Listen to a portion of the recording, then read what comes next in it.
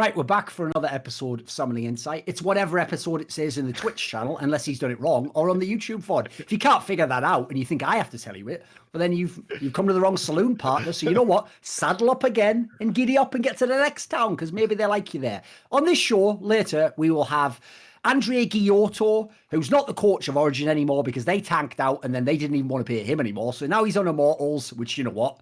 Whatever, just fucking swings and roundabouts, isn't it?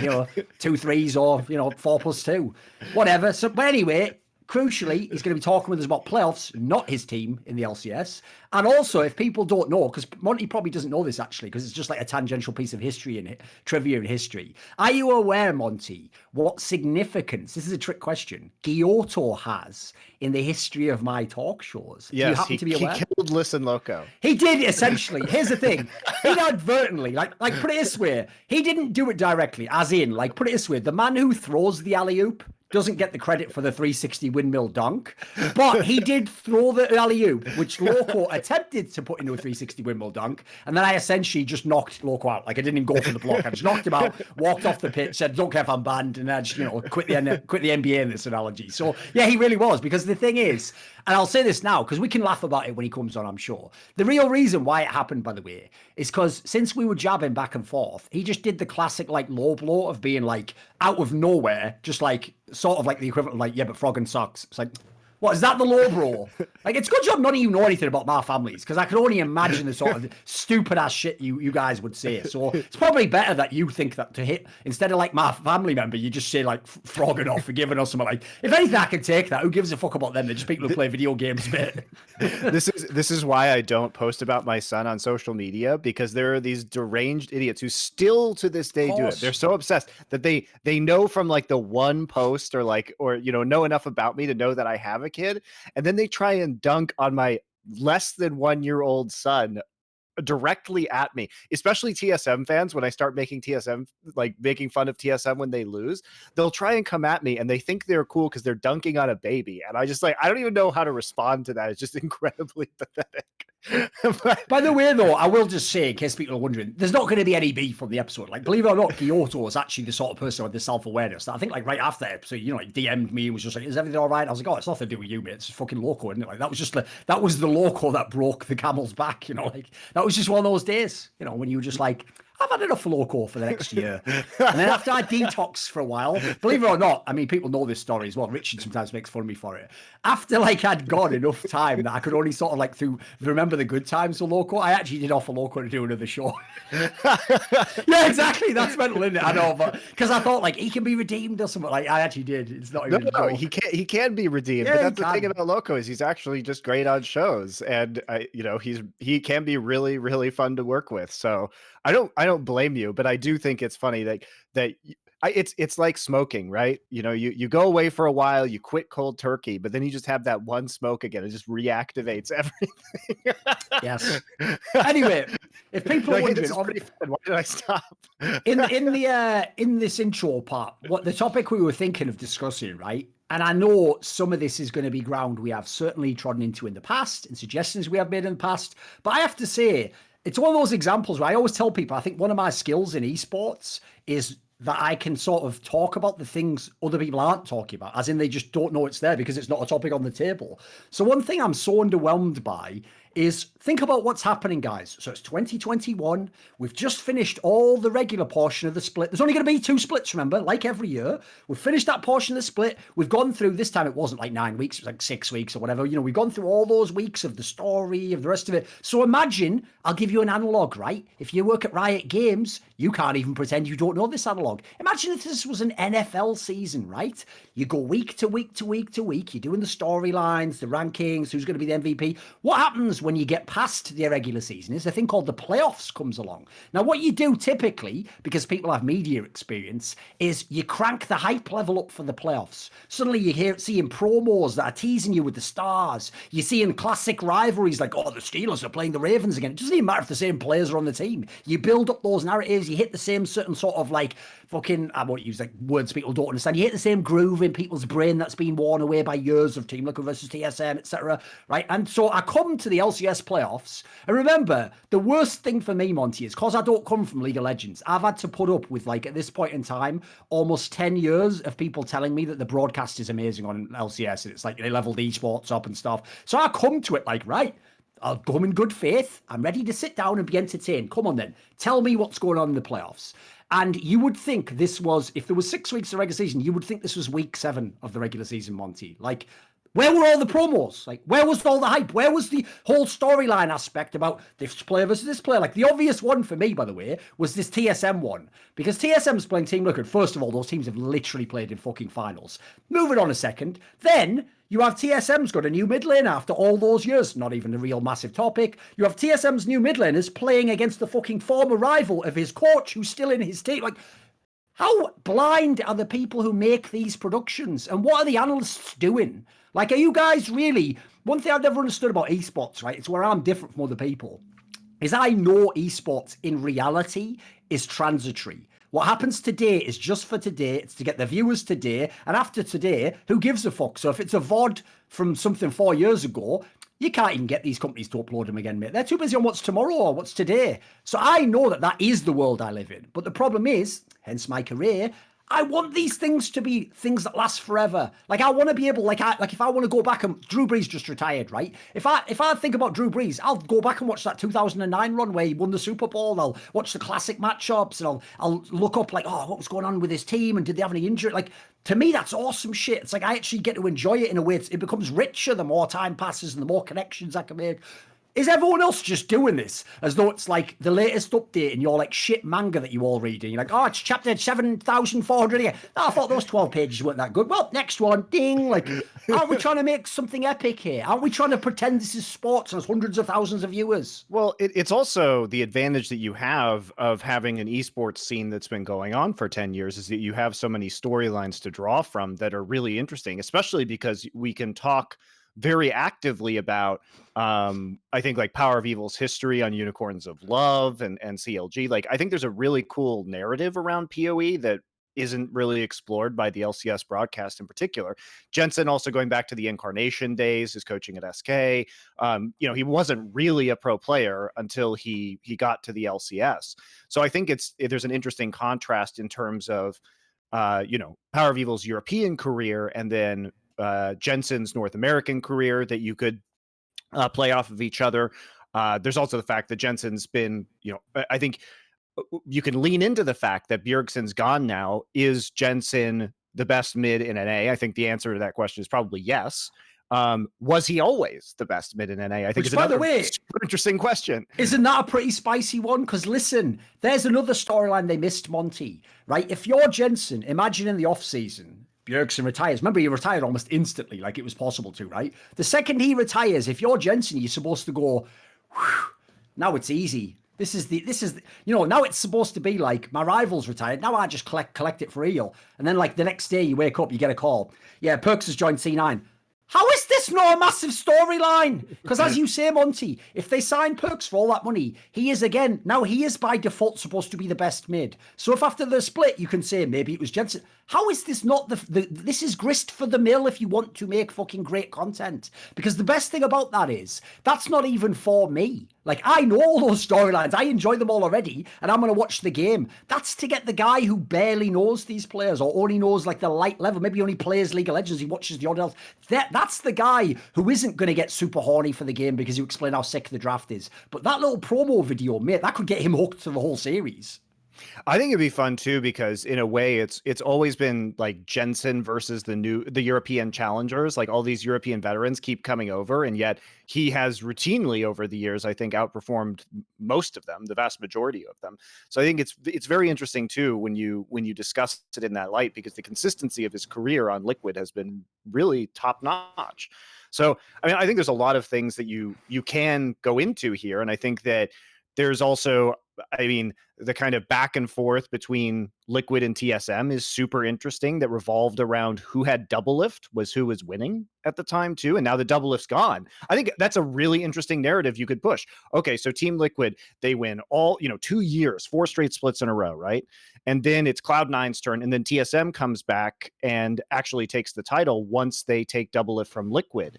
And then now there's no more double lift. So who is going to win this time around? So I think there's a bunch of interesting angles you could take with the narratives. And yeah, I mean, I would like to see more historical stuff in general. I mean, in the past, I've mentioned that I think it's a shame that they haven't done more with Sunday, who is one of the longest veterans in if LCS. You watch that, he's you would never like they never mentioned that. You would never understand if you watched LCS that he won LCK and got top 8 at Worlds one time. You wouldn't even know that. That literally wouldn't even. You would think his career was just playing on all those LCS teams.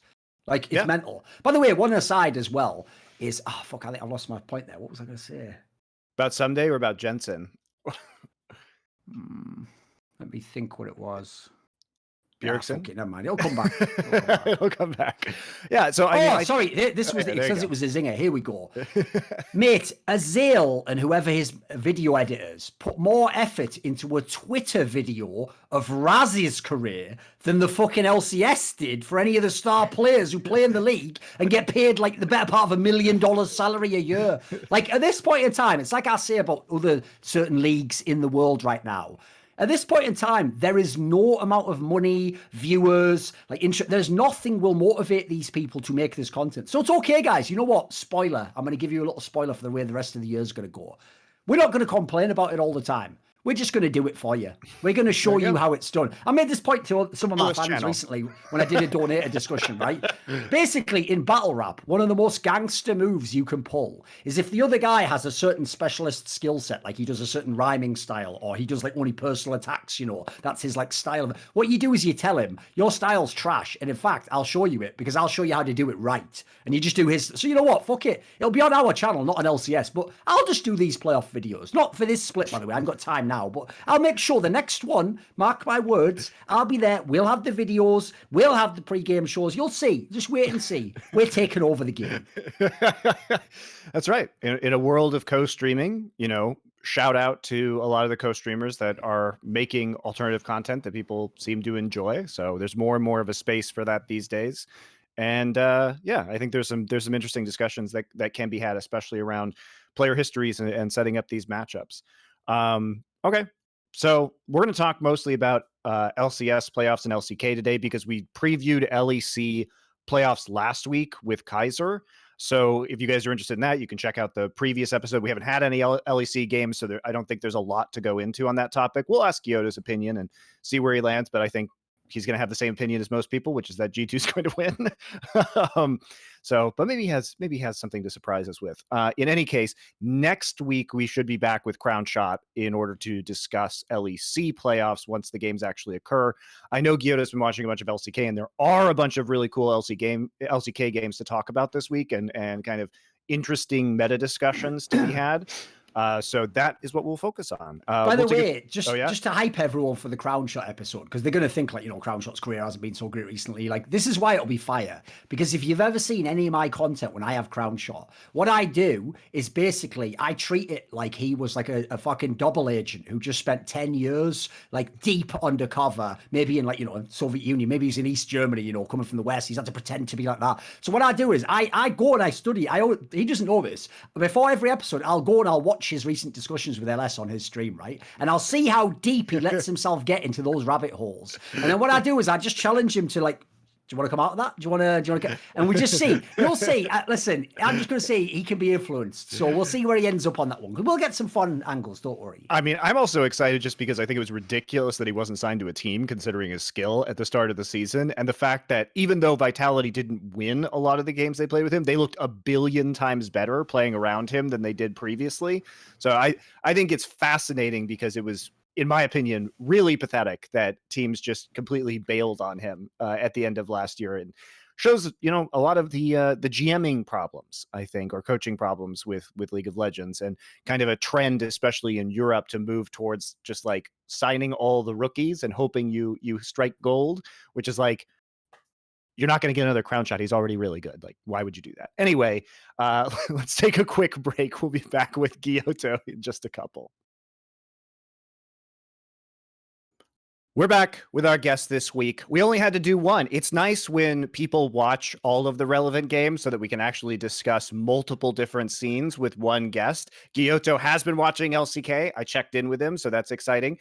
He is currently with Immortals and previously was with Origen, which is now known as Astralis, which I find super interesting, by the way, to call up why the name change occurred, because you have to remember that Astralis went out of their way to go and purchase the name Origen in order to get League of Legends fans, and they didn't want to name it Astralis despite their excellence in CSGO and the value of the name there. And then now they've gone back to Astralis anyway. So what was the point of purchasing the Origen name in the first place? Do you know, Andre, like why they made this decision?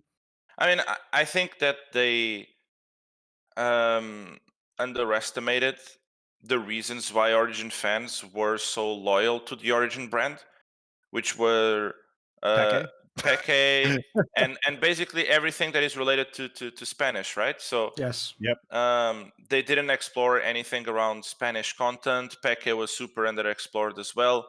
So I felt that once that fans part failed, I kind of already had like a feeling that they would want to get rid of Origen in a way.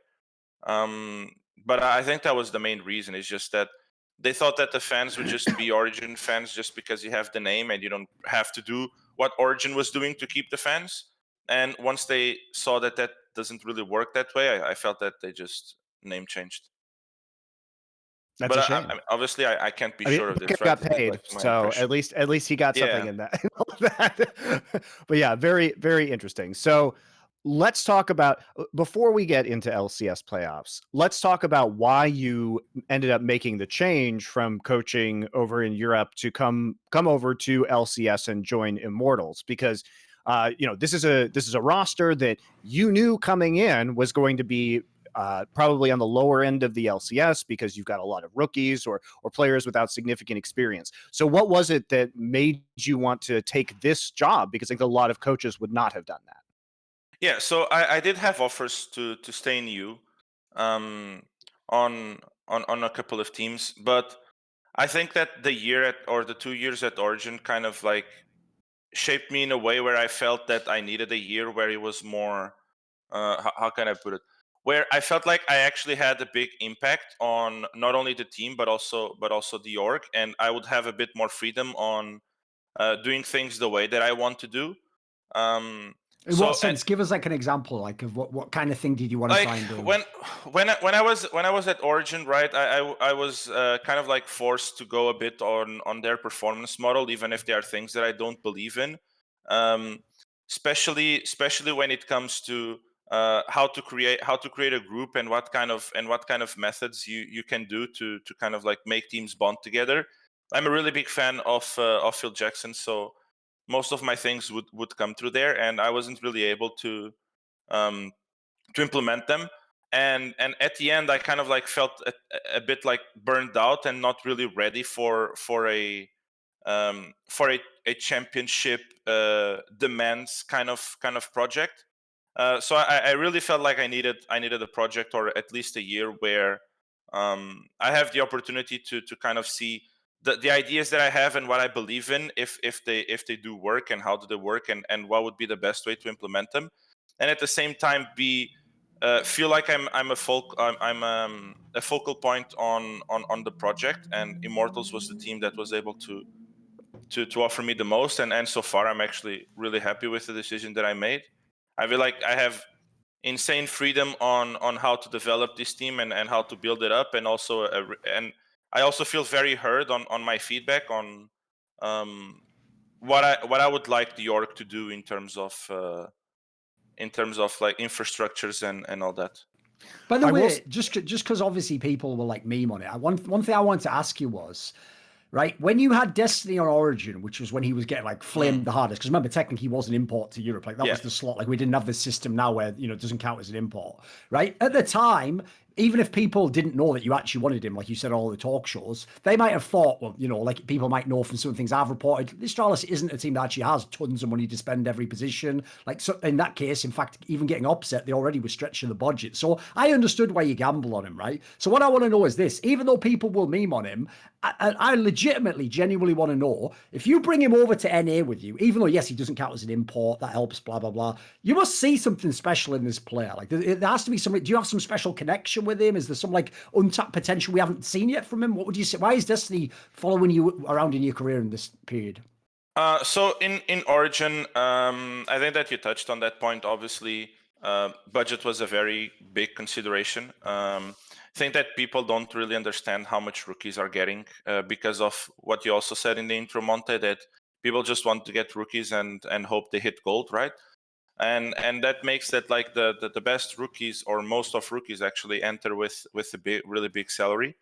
And at the time, for the money that we were willing to invest on a support role, Destiny was for sure and by far the best option, and I still stand by that. When it comes to him following me to NA, just literally like Xerxes, I felt that the fact that I was inside Origen when everything was happening with that team, and that I have a really clear idea of how much outside factors influenced our performance, gives me just a better idea on. So I was going to say what Guilhoto won't. Do not comment on what I'm about to say, Guilhoto. There were rumors during Guilhoto's time with Origen that the org was trying to enforce pay cuts among the players and staff that were reported on, and so maybe that's what he's talking about. Who knows? Continue. Who can know? I won't give any comment to it. But anyway, I felt like I was on a position to know the values on both of them. Most people actually don't know this, but Destiny was actually a top 15 player in solo queue in Europe throughout the whole time that he has been there. He's currently also top 15 in NA. He's a support that he's incredibly good at finding opportunities to engage, and we have seen as well in the last few weeks, once our bot lane kind of like solved their slump, that they were just kind of like destroying a lot of bot lanes. I remember that they had 2 or 3 games in a row when they straight up killed 2v2 against FlyQuest. They killed both level 2. I think that versus C9, even though their matchup was really good, he was Raze was twice the CS of Sven. So the reason why he's following me is because I see it in him, just a really big ability to find opportunities to engage, to kind of like break the game on even states, and individually I think he's also performing well, especially when you consider the level of supports that LCS has. I will also say as well, even though, listen, generally I'm not a huge fan of the OCE imports. Like, I understand why people are trying to find a good player from there, especially now with the import like changes. I just don't personally think there's as many. Like, I don't think people can treat it like ERLs and they're going to get loads of players. But I will say the angle you took was actually pretty shrewd, which is you basically took what was an existing OCE bot lane at one point in time. Like, those players did play together in OPL. So, like, there's at least a logic there. Like, you're not just putting 2 brand new players together. You're putting someone with history, but bringing them into NA in a way that basically no one's ever been able to do, because historically the last thing you wanted to do in the import era in NA was import all of the bot lane, because like if it was 2 Koreans, they're not going to be able to talk. But it never really made sense in the past. This actually has a logic to it. I can sort of see what you're going for. Yeah, I mean the part of communication for me, it's also very important. I don't have anything against Koreans or Chinese, of course, but I never even considered bringing an import that way, just because, especially when we are coming into a rookie project, I feel like the part of communication is going to be fundamental for them to learn, and for us to speed up the process. So I was actually like very, very happy when Raze was able to come as well. Obviously, we started planning the season after the rule was changed. So a lot of times, some people asked me if the OS bot lane was planned before the rule change or not. Obviously not. We didn't even had plans before the rule change. It was so early. But I was very happy that he was able to come. I think that at the start they have like a really bad start, and and that was viewed. As I said, they were kind of like in a slump at the start, but then once things got rolling, I think they are becoming just quite better. And it's very important that our bot lane stops having those NA slumps, because this project means that I have to give more attention to Insanity and Revenge to make sure that they get the level that I believe they can get. Well, it's also that oh, sorry. Yeah, go ahead. you Go don't ahead. want to, if you have a Korean or a Chinese import, the problem is that if you're going the rookie route, right, you don't want to be teaching them English at the same time that you're teaching them the game, because doing both of those things is at the same time very, very difficult. Yeah. And to contrast it, when people have taken like Someday didn't need a lot of work on the fundamentals of the game. He was already, as we discussed earlier in the show, a champion in Korea. So it was mostly about, I think, moving him into learning English, which he has since then. But I think the stress of being like a 18-year-old kid and trying to learn a new language and a new culture and be, get your skill level up to the professional scene would be extremely difficult. Extremely difficult. No, I agree. I even think if you look at the actual composition of the team, like if you, as a fan, do it as a thought experiment. Imagine you were a GM. Now, listen, I don't know how much Guilhoto can say here, but if you look at the roster, they obviously didn't have like the millions and millions to work with. They're not working with like getting the biggest imports in the world. So in the context of who he's done, he's brought in Cersei, who obviously has played with him previously and was on Origen. He's brought in Destiny, who played with Cersei on Origen. So he's got his jungle support duo he already has worked with for a whole year. And then that synergy is very important right now, too, and has been for the last couple of years, because you're making plays so often on the map with both those players. So to have them already with experience together is a really big factor, I think. Then the bot lane has already played together years ago and are both from the same region. So in theory, even the culture aspects, like right there, they don't even need much time to get up to speed. And then his solo laners are actually two of the most legit of the prospects of the NA solo laners. Like, I look at the other teams, everyone in the offseason, they weren't hyping your team at all, mate. I know people thought like Insanity was good in like the games where he was winning on like the sub team last year. But like, the difference is, it was FlyQuest and GGS where people were trying to hype these teams. Like, oh, they're going to be so good. Like, oh, these players, Thorin, don't write them off. They could be good. It's like, mate, Insanity actually already looked like he could play in the LCS. I'd heard some decent things about Revenge, like actually maybe his games before, like we had him on an episode of Crackdown. Maybe he didn't get to show everything in Academy. Like the actual composition of the team, if I'm working with a budget, there's a logic to it. I understand why the players would go in these different positions and stuff, I mean, what I can say in terms of the budgets, I believe we are the second team from the bottoms in terms of spending in salaries. Golden Guardians is the lowest, guys, just in case. Yeah. I mean, but honestly, I don't even know the difference between us and Golden Guardians. But I think that at least it didn't make much sense to me to go in any other way unless I can spend the same amount of like C9 and TL. Just because I don't before, or me 3 months ago, and maybe still now, just a little bit less, I didn't really want to believe, and I don't really want to believe the storyline of lack of talent in NA prospects. Actually, this week, for those who follow Portuguese soccer, there was two perspectives from Benfica's coach and Sporting coach on these prospects, and one of them was saying that João Felix doesn't born every day, meaning that talent is very rare and such. And the Sporting one just placed a 16 years old playing on the championship, the youngest player to ever play in the story. And his answer was, if young players have a doubt on which club to go to do their education, then now they know which club will give them the opportunity. That's a good contrast, meaning that now, like, it's not about finding the talent, it's also producing, and you as an organization have the responsibility to produce it and give them the ability to show what they are capable of. And that's why going into Summer Split, I do have the idea of giving games to academy players, not 100 Thieves style, like you just bench someone because you think they're bad, but just if a player deserves to play or to have a game in LCS because of their performance in academy, then I want to be someone that puts them on that platform and maybe gives them a chance to show their worth in one game, even if it doesn't mean that they just took the spot. Yeah, and to inform you guys a little bit about Immortals kind of as a broader esports strategy, because obviously they are a Flashpoint partner team that both Thorin and I have worked with previously, and they exist in many different games.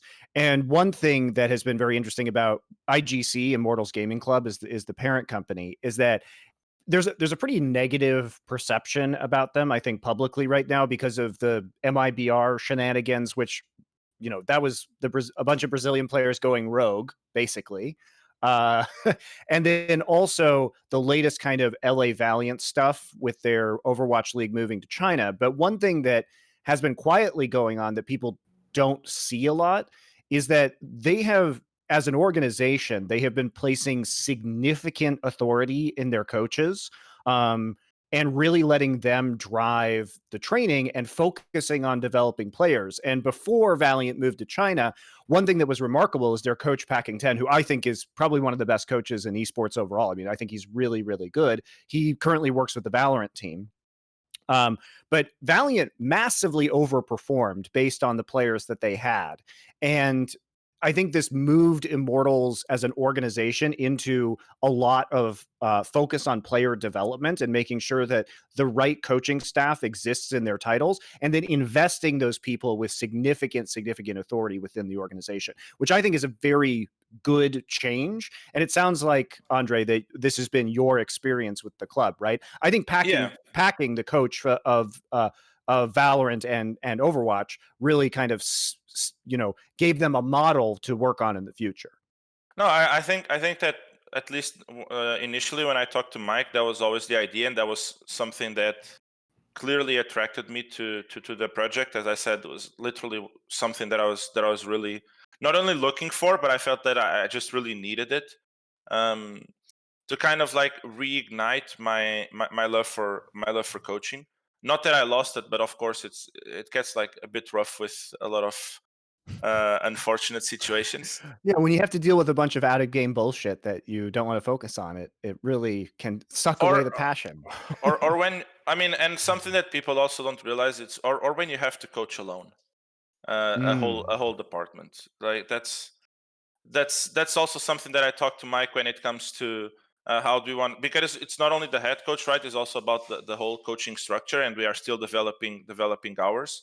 But so far, I'm also like quite happy with the way that Malaclips works, and we are looking to add a couple more pieces here and there. But the one thing that I really liked, and it's related to developing talent, is that we understand that it's a building that you just don't start on the roof, right? And you want to put piece by piece, and at the end, hopefully, you have a nice little house. But you know it will take time, and you're willing to trust in the process and try to do things correctly, so that at the end you can collect the results instead of just being fully dependent on getting results straight away. Well, it's also the fact, and you alluded to this earlier, that spending all of the money, even if you had the same budget as a Team Liquid or a Cloud9 or a TSM, I'm not sure you would be able to actually compete, simply because they have locked up so many of the players that you would need, so many of the pieces that you would need to construct a roster that could compete with them based on the current import restrictions, that it's really, really hard to do that just with money at this point in time. So you have to find alternate strategies in order to develop those players, or to do something differently, because they have made it so it is hard for any other team to break into like the top three. Yeah, I mean, I agree with that. I mean, it would be hard to compete even with that budget, but at least like I guess it would be easier to create a starting point, because the main thing that you want to do, right, is to create a core and then complementing your core. That's what we are trying to do. And obviously you have way less risk involved if you're trying to build a core with C9's TL's TSM budget than with our budget. Doesn't mean that the end result will be better. I don't believe it will, but or at least when it comes to, for example, teams like EG that are also spending an absurd amount of money. But I guess EG is actually the perfect example, perfect example of what you're talking about. Right? Exactly. They are spending like similar levels to those teams, but then they go to the lower brackets. Basically, it's a point I've been trying to make a lot the last year, maybe year and a half, which is we have to start judging these teams like it was sports. Like if we go to your example of like Portuguese football, you don't judge Sporting and Benfica just based on like the results alone. You go, right, these are the teams that are supposed to be the best. That's where the expectation is. Like, it's not like if some little team did the equivalent of when Leicester like won the Premier League or whatever. That's not, they didn't just win. That was like impossible because of what they started with and what the expectations and what the actual salary was like in the league. So similarly, this is one of the reasons why people lost their players next this is one of the reasons why people won't understand why I am going to go hard as fuck at TSM this year. Because TSM spent like they were Team Liquid and Cloud9. Like, they can't use that excuse that all their fans were using the last few years. Like, oh, but they bought all the best players. You were supposed to be able to. You spent that money. But what happened is instead, you've done exactly what Guilhoto didn't want to do. You basically spent all that money and you're going to come back third or fourth now. And so at the end, it'll be like, for what? You didn't even get the trophy for that. And what did you build? Nothing. You didn't build anything. You just banged a bunch of players together that make no sense. It won't play for 3 or 4 years with this core. 2 of them will probably just get kicked. I'm sure the young players will just get tossed in the trash can and be in academy or something. Like, this is like, you're not doing anything. Like, you're essentially saying, I want to buy an LCS trophy for like $10 million. And then they go, best I can do is 4th place and nothing. And you go, all right, there's the 10 million. And then you don't even get anything to show for it. Because as I say, it won't continue into the future. They'll just wipe the deck, I'll guarantee. Here's the other thing that you're not doing is you're not building any kind of loyalty among the players or belief in a system, right? So for example, on EG, okay, so they go out and they buy Impact. You think Impact gives a flying fuck about staying on Evil Geniuses? No, he's going to murk out and just go to the next team that offers him the next paycheck, right? He's not part of a group. There is no system at EG that Impact's really bought into, right? There's no appreciation probably for the coaching staff, considering that, I mean, he's had a million coaching staffs, right? He hasn't.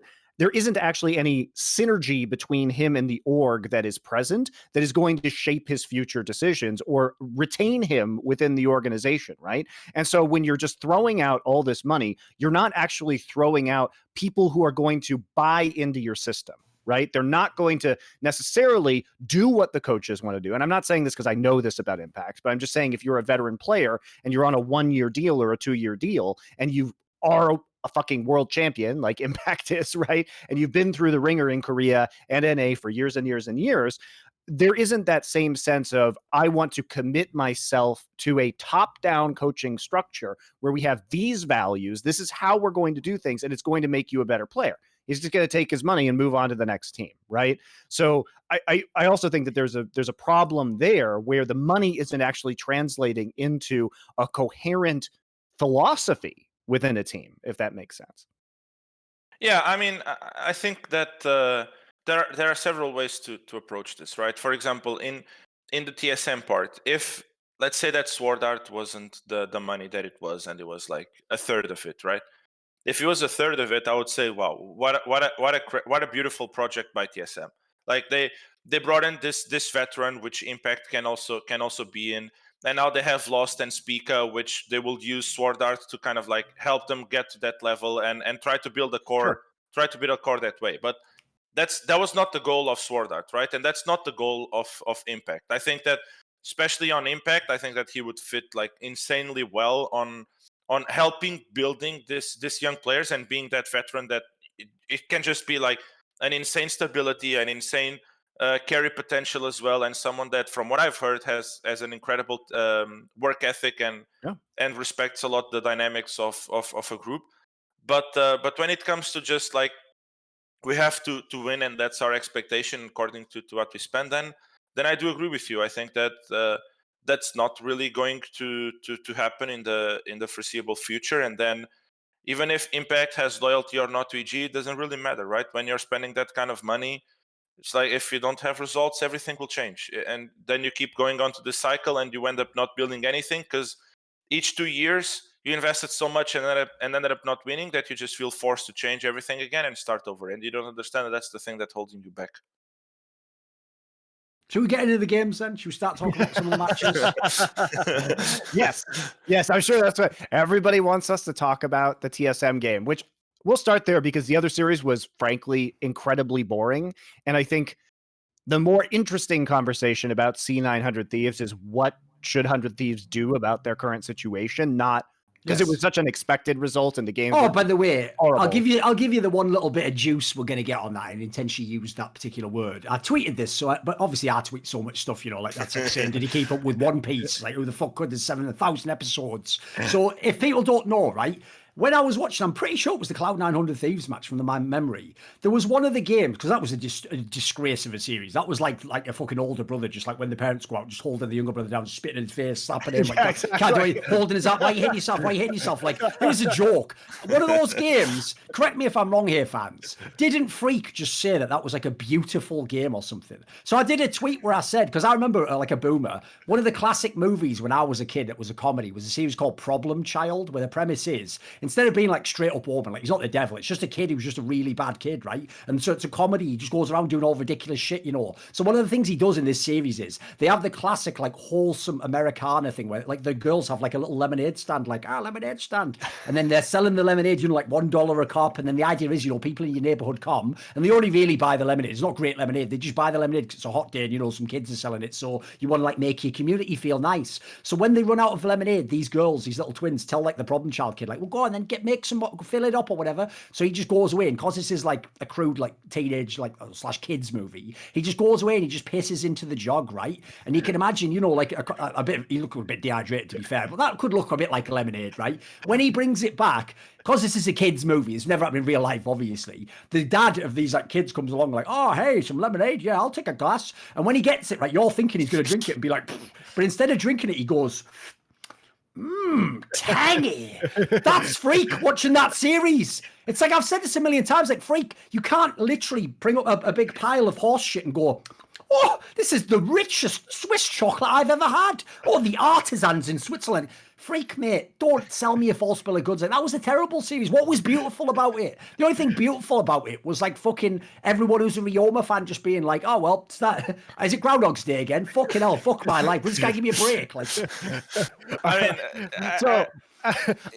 think Cloud9 played that series very well. It just wasn't a competitive series, and it wasn't particularly entertaining, in my opinion, right? So I don't know. I do want to talk about the whole Ryoma thing, because I think that's a really difficult topic, because everybody, I don't think there's a good answer to that problem, right? I think there is a fundamental issue at mid lane that 100 Thieves cannot solve, and that is really what's holding them back. But I do want to talk about the TSM series first, because oh my god, I was doing co-streaming with Doa for LCS with this, and I went over to Doa's house, and the quality of these games was just terrible.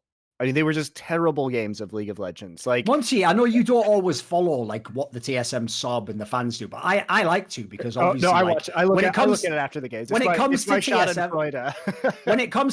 fans, I am a sadist. I just enjoy seeing them suffer because of all the shit they've done to me. So here's the thing, right? I'll give everyone a look, because everyone knows TSM fans literally just like Men in Black, like delete their own memories and then just come up with like a new theory depending on whatever happens. So I'll tell everyone what the narrative was going into this playoff, because they'll have changed it now and they'll have downvoted everything on the sub. Here's what the TSM fans really thought. It's fucking amazing, because it's so delicious. They thought that this was the narrative of LCS Spring Playoffs, that TSM is the sleeper best team, but that Team Liquid is the second best team. And so this is the real final. And it doesn't matter who wins this one, right? Because Cloud9's overrated as fuck. So even if they lose here, it's fine. Whoever wins this one wins the LCS, but they'll meet up in the finals anyway. So you have to understand, like, at a minimum, that premise implies this should have been a banger. This was the true, like, final potentially. And it was anything but that. Now, I will say, just as an aside, to be fair, because I don't like to just like build a biased narrative, it is the case that like TSM looked way better in the regular split, but who gives a fuck? It's the playoffs now.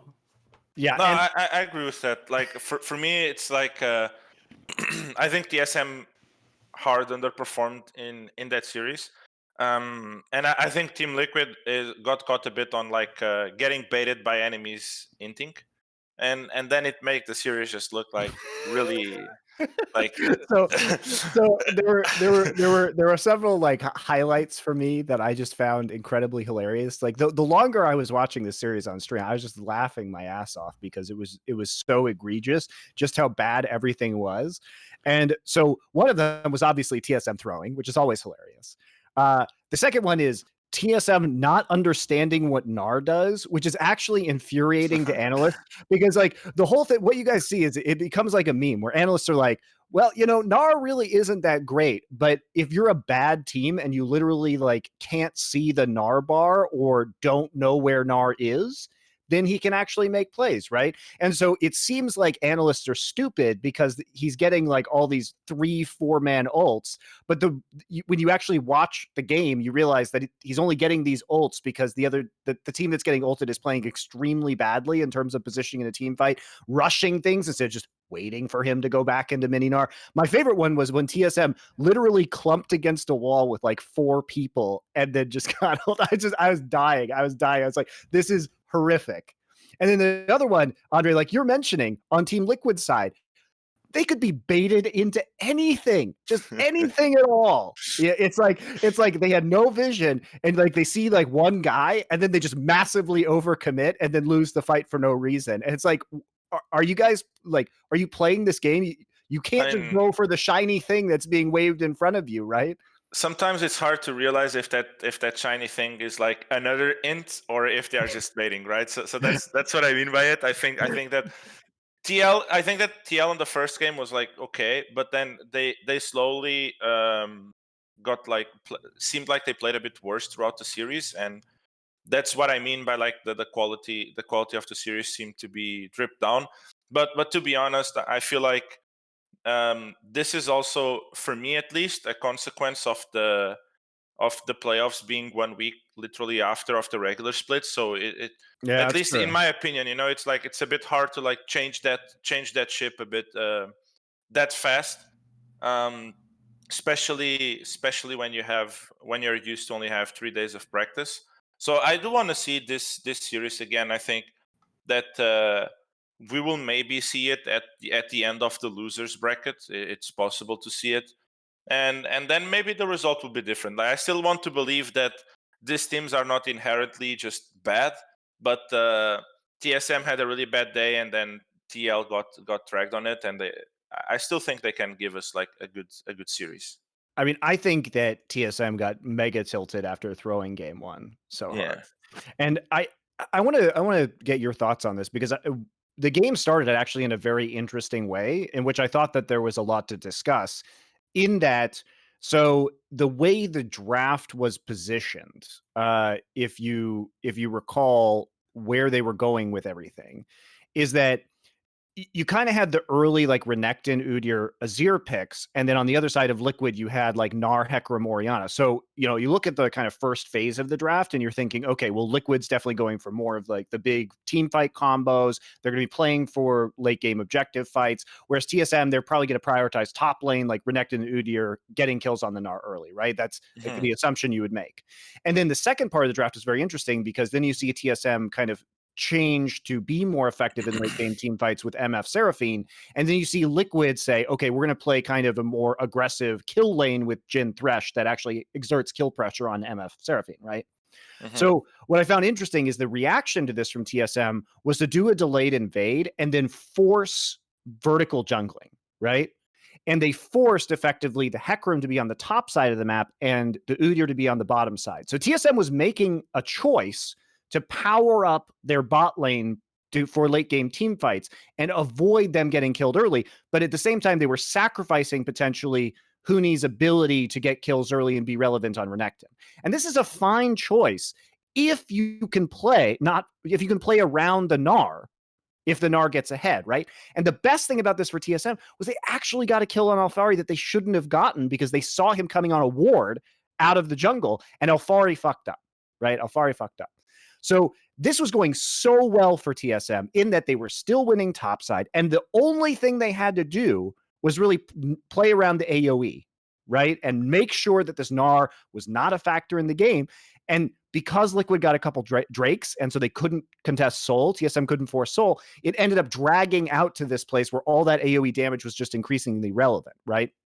So did you have any thoughts about, I mean, I don't know if you recall specifically, but around the vertical jungling and the decisions that you make in that scenario and which side of the map and like whether you're prioritizing top or bot lane? Because that is something that I thought was very interesting in terms of TSM's decision making. Yeah, so I think that that's also something that is more into the Hecarim. Hecarim is probably one of the junglers that benefits the least when it comes to vertical jungling.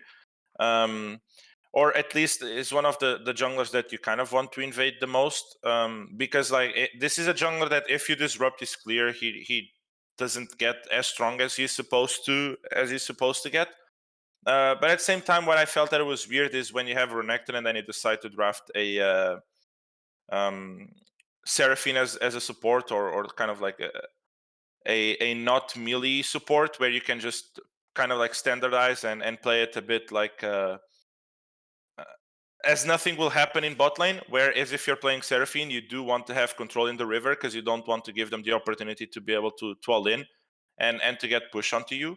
But once I see both Renekton and Seraphine, I know it's going to be hard for them to deal with it. But for me, the main issue is Seraphine doesn't scale as well without gold than with gold. So I still felt that even if they have that and they have the Azir and the MF, they will still be in a position where they are not favorable when it comes to team fights later on.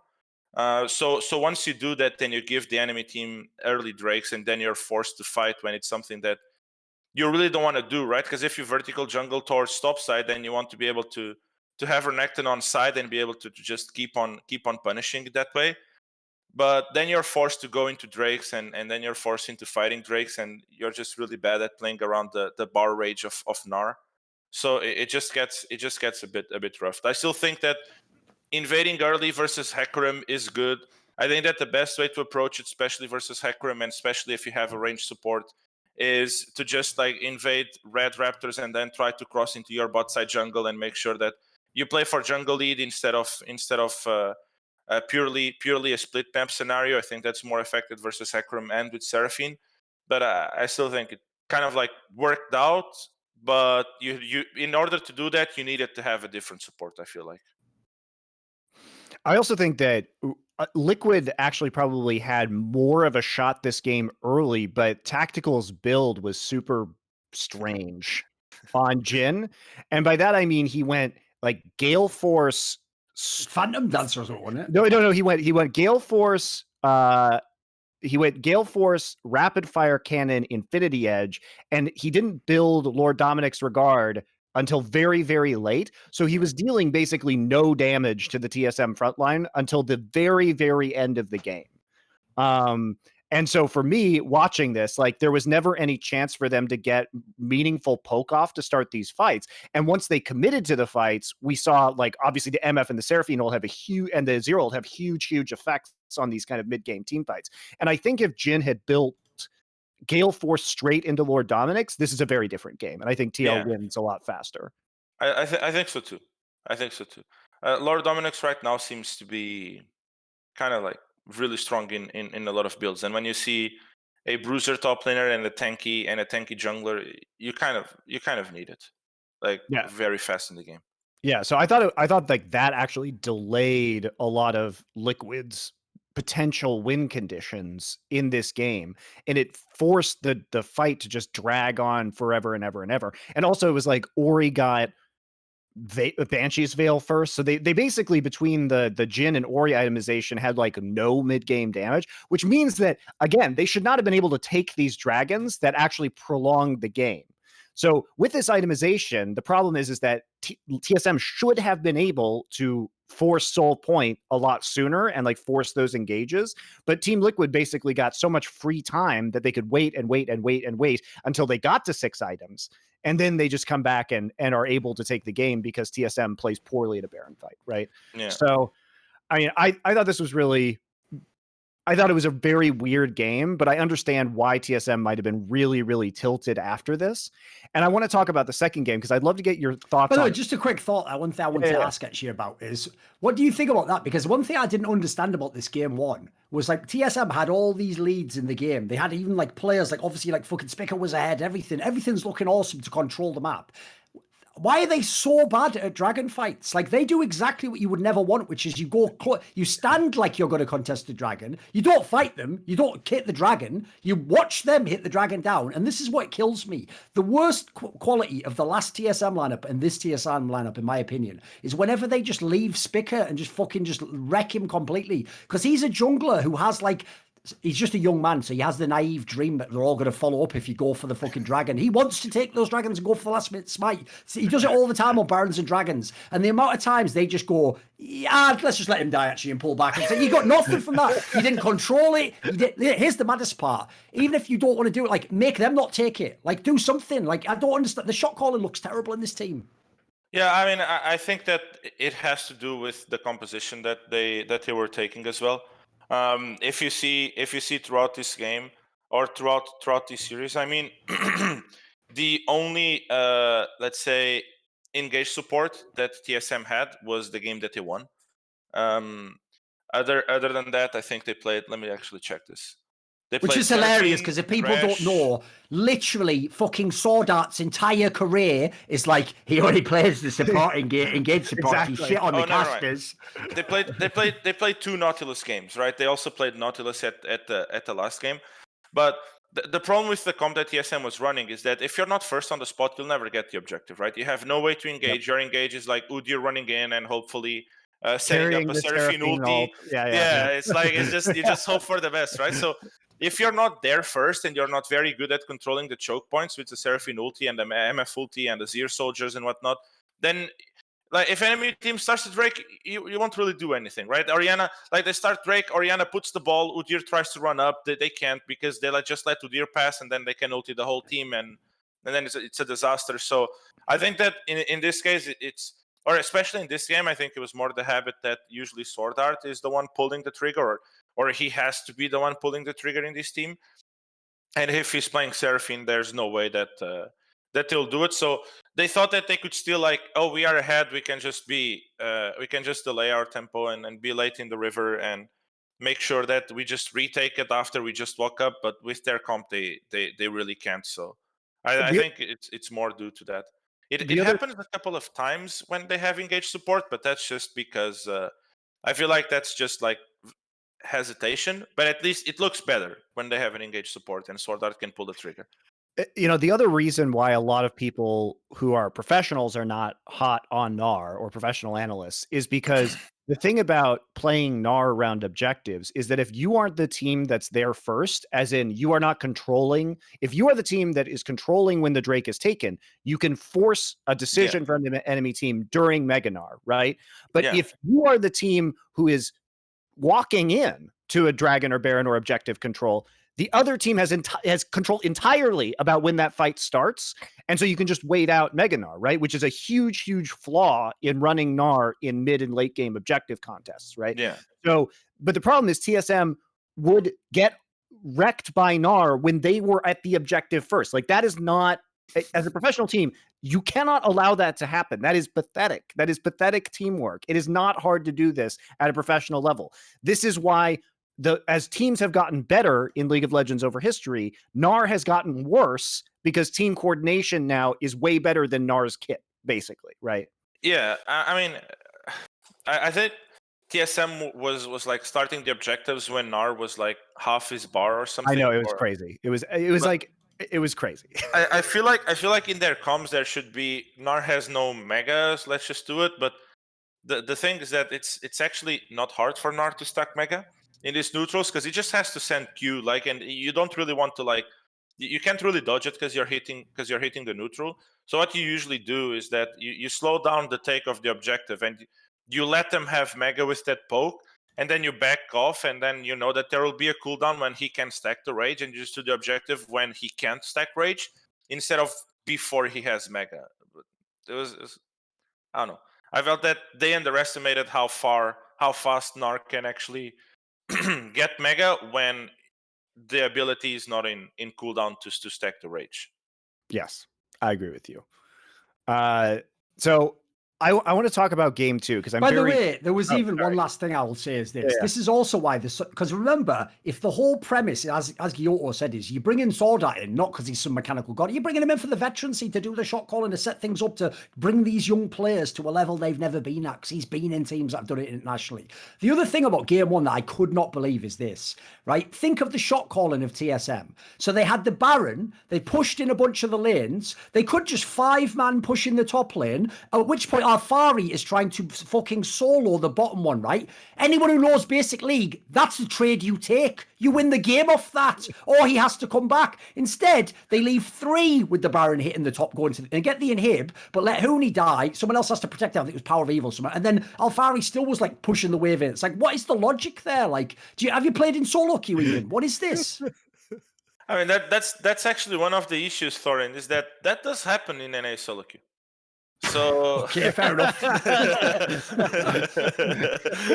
so maybe that's why because all right, since burn it all to the ground, burn it all. Fair enough. It's too far gone. We must destroy it and start from square one. Because by the way, but as we move on, one thing I want to just say about TSM, I'll give one complimentary detail about them as a team.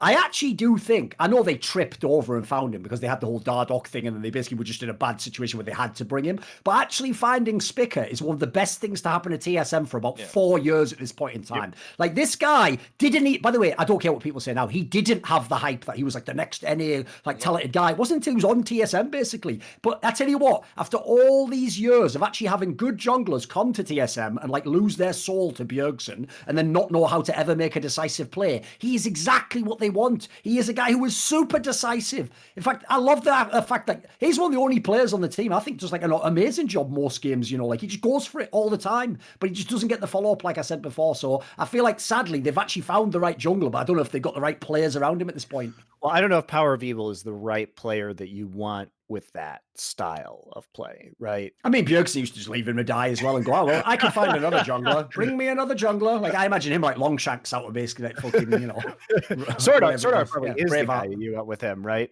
So I think that there are probably some synergy potential in terms of play style issues there, but I tend to agree that Spica has been pretty good on the whole, and certainly an upgrade. Like his style, I'm talking. His style, I think, is what you should want in TSM. I think it doesn't necessarily creates like the oh my god. You got Cat. I don't think it necessarily creates like a disparity in playstyles between both. I think that Power of Evil does fit well. I mean, he did fit well with Santorin and Ignar, right? And if you see, it's kind of like similar to Sword Art and Spica. I think that Huni is still finding his ground in what his role is in that team. Honestly, the best games from TSM, at least in regular split, was when Huni was playing a tank. So I kind of want to see that. I kind of want to see that a bit more.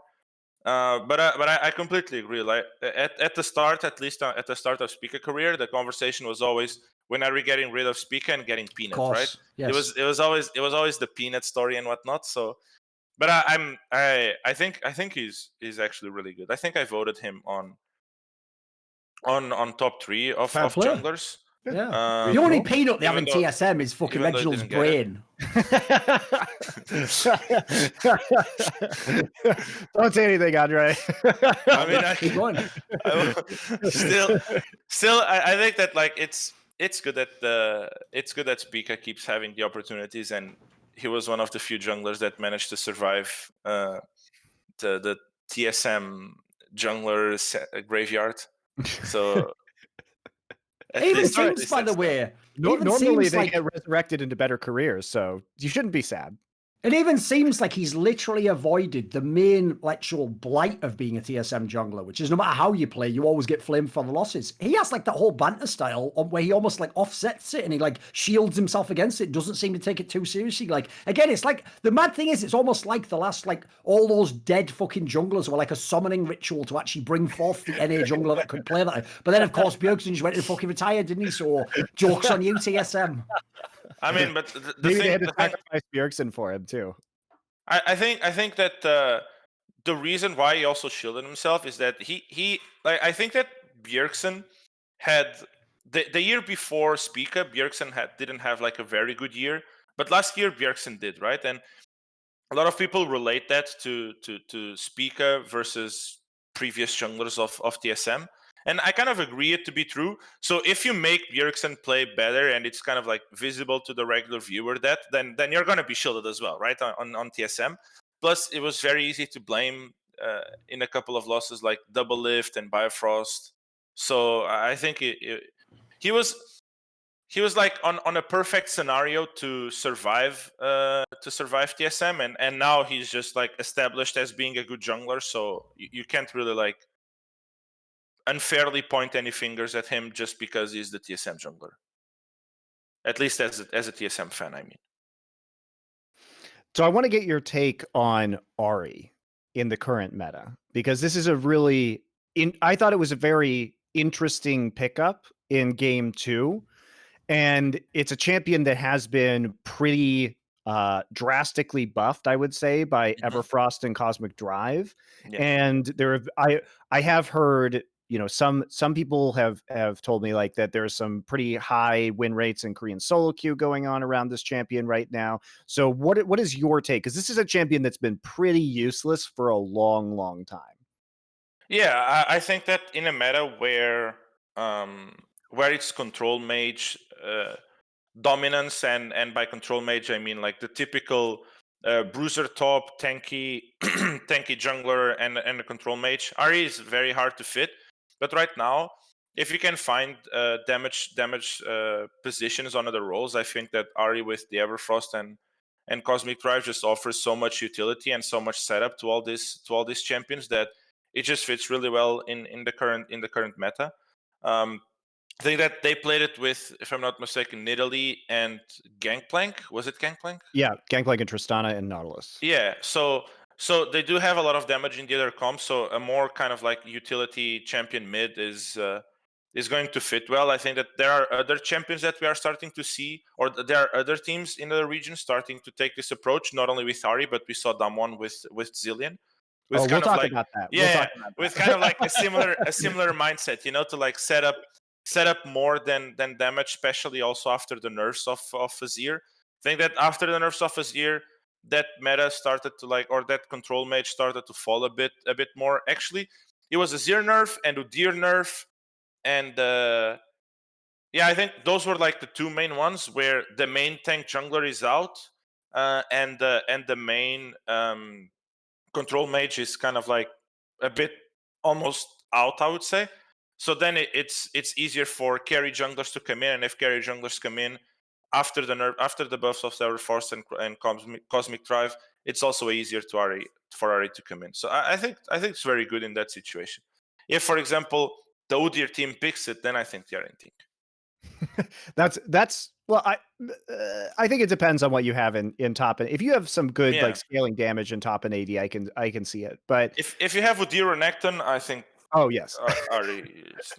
So what strikes me about the changes that we're seeing and the use of Everfrost with Ahri that I find super interesting is that I thought this was probably not a great pick at first, but the more I think about it and having watched this game now, I'm a little bit more sold on it for the reasons that you're stating. Because one of the things that I think is really interesting about Everfrost and Ahri and the synergy that you get is that you can actually use her ult to engage with Everfrost, which is something that really has never happened in Ahri's history.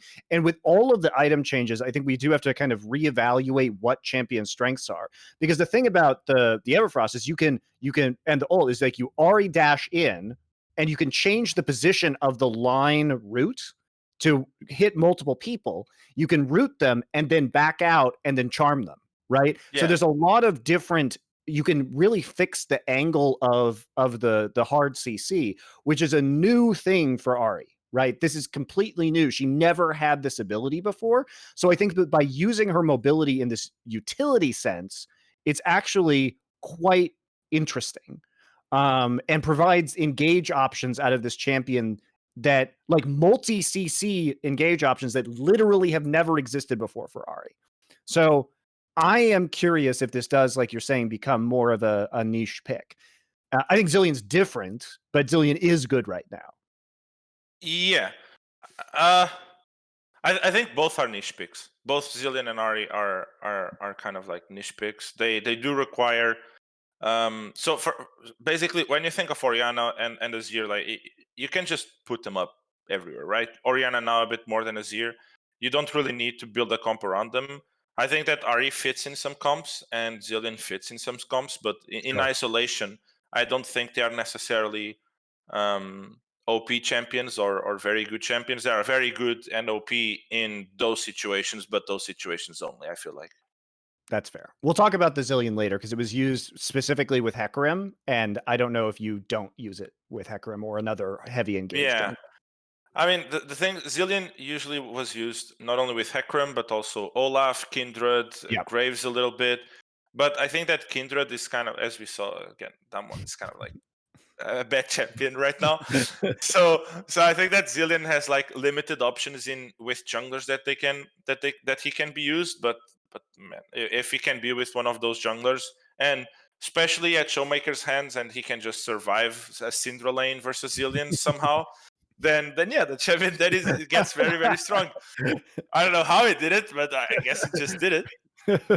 By the way, in general, one of the things that was like a defining factor of this series was like Alphari had like a very good series generally, and like Huni was like up and down, but this is the thing I don't understand. The problem with all Huni discussions is I make the joke that it's like if you go to the Asian region, you have discussions about the player Khan, right? Because there's only two groups of people. There's the people who think he's totally overrated trash, or there's the people who think he's like the next common of like fucking Smeb or something, right? And it's neither. He's actually like above average player, obviously. He has certain strengths that if you play to, you can win the game through. He has certain flaws that if you play into, you will have a hard time, and he will not be the best player in his... So I see the same thing with Huni. Like, I thought he had generally a pretty good split. And with you, actually, Guilhoto, amazingly, it wasn't like Camille that was like the champion he was smashing everyone on. He was actually doing pretty well on the tanks, which in theory is the old story of he's not supposed to be able to play the tanks, which is not really true. It's more his mentality isn't to be a tank player. Yes. This game I thought was disgusting, this fucking Rumble game. Like, some of these ints, like that one where they double dive fucking Santorin under that tower. Like, what is even the upside of that? You get one kill on in Italy. What does that do for you?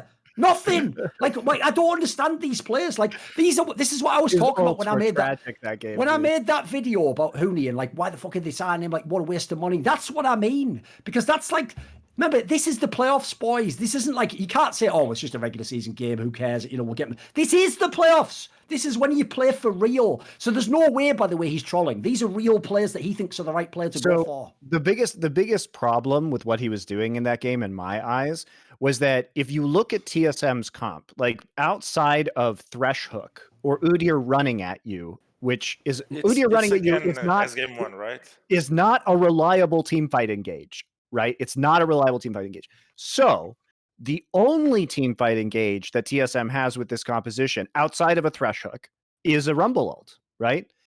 Especially because there's high mobility on Team Liquid.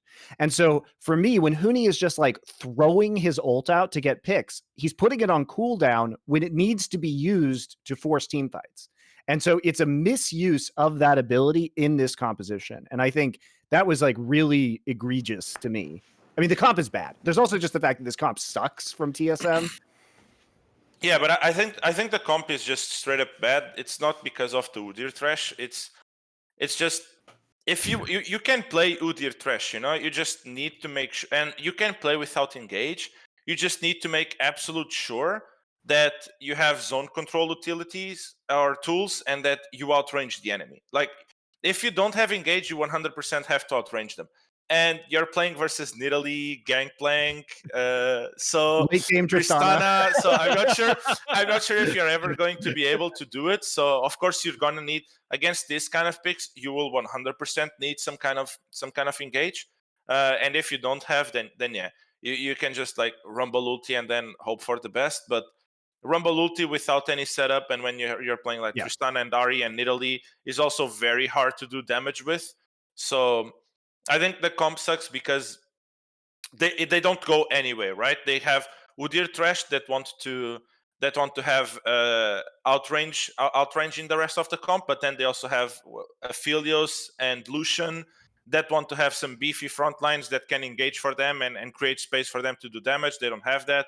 And then they have Rumble, who wants some kind of like wombo combo way, some way to set up their ulti, and they don't have that as well. So they're just like the problem all over is the place a little bit. Fucking Path messed up the draft again, and Bjergsen could. Oh shit! No, it's Bjergsen who does the draft. Not my bad, my mistake. Because by the way, imagine being lost. By the way, you're a player who's never actually been at the level of a TSM. In theory, you're trying to really make your name for yourself now. You're hoping this is going to be. You're going to be the new Spicker. You're going to like pop off in the playoffs.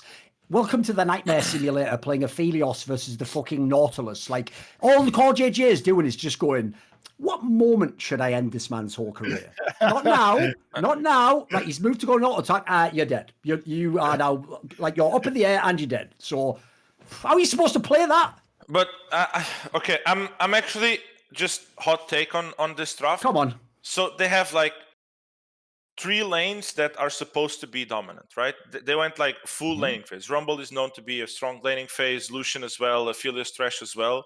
So my take, knowing how NA scrims are, is that on scrims, they felt like, wait, this comp, we don't really need to meet this criteria of outrange and whatnot, because we can always get 4 or 5k gold ahead, and then we are first on the objective, and then Rumble becomes good to zone out of the objective and whatnot.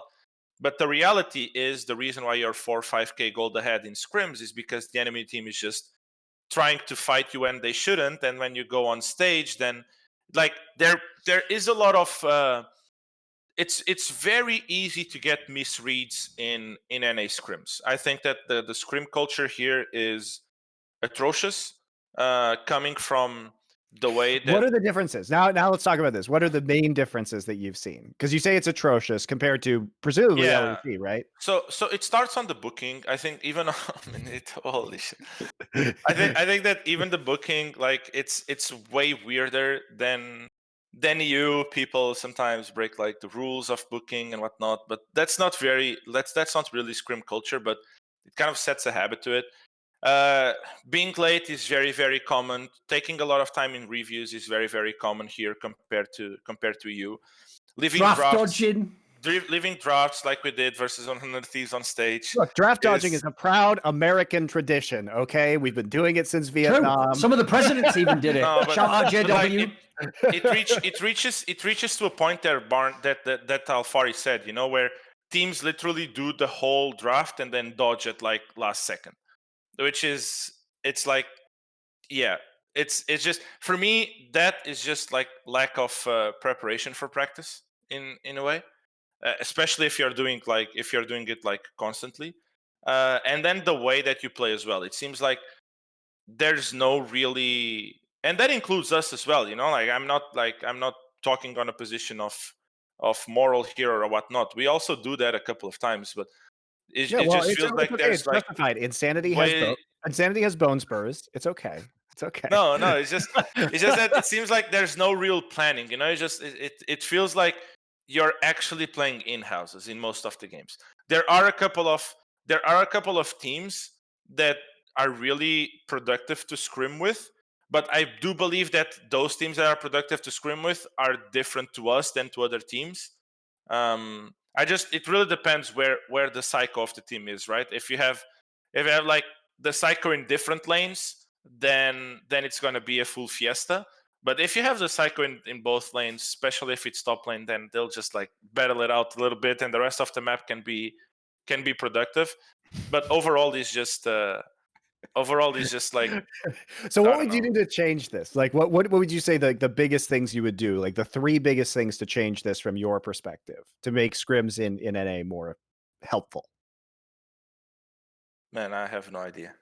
Oh, come on. Like, no, I actually, it's very hard because it's like, where do you start? You know, like, well, that's what I'm asking you. Do you want a crazy idea? I've got a crazy idea for you. Let's see if you think this is anything worth going with. So half the problem with the scenario you're talking about, the draft dodging, is that you go through the whole fucking draft, and at the end, one team goes, well, we can't even play against that or with the champions we've got, so we dodge. So here's what I would logically do, right? One of the things that made Korea amazing in esports, this is way back in the day, I'm sure they don't do it now, was that essentially coaches would just build relationships and they would just agree, like, we're going going to practice this sort of a way. So they might say, for example, right, this guy needs a bunch of practice in this matchup in StarCraft. So like, send your players and we're going to play these maps. And like, essentially, you sort of soft agree what the terms of the practice will be. So here's what my example would be. You do that with Academy here. Don't go into the fucking game. Have the two coaches just get together for like 5 minutes on fucking Discord and just go, look, we're not going to be stupid. It's not a match where I'm trying to outdraft you all the time. Like, that's not what we're doing right now. We're practicing. So how about we just do like a captain's draft between the two of us? Like, tell you what do you want in your scenarios? You want to practice like Gnar and something else. I'll give you the Gnar, but then I get this Hecarim or something. You know, like whatever you trade. And at the end, you go, right, we both got like reasonable champions that we both want to play. Here's some of the rough things. We're not going to obviously give away the game plan, but this is roughly what I want to play.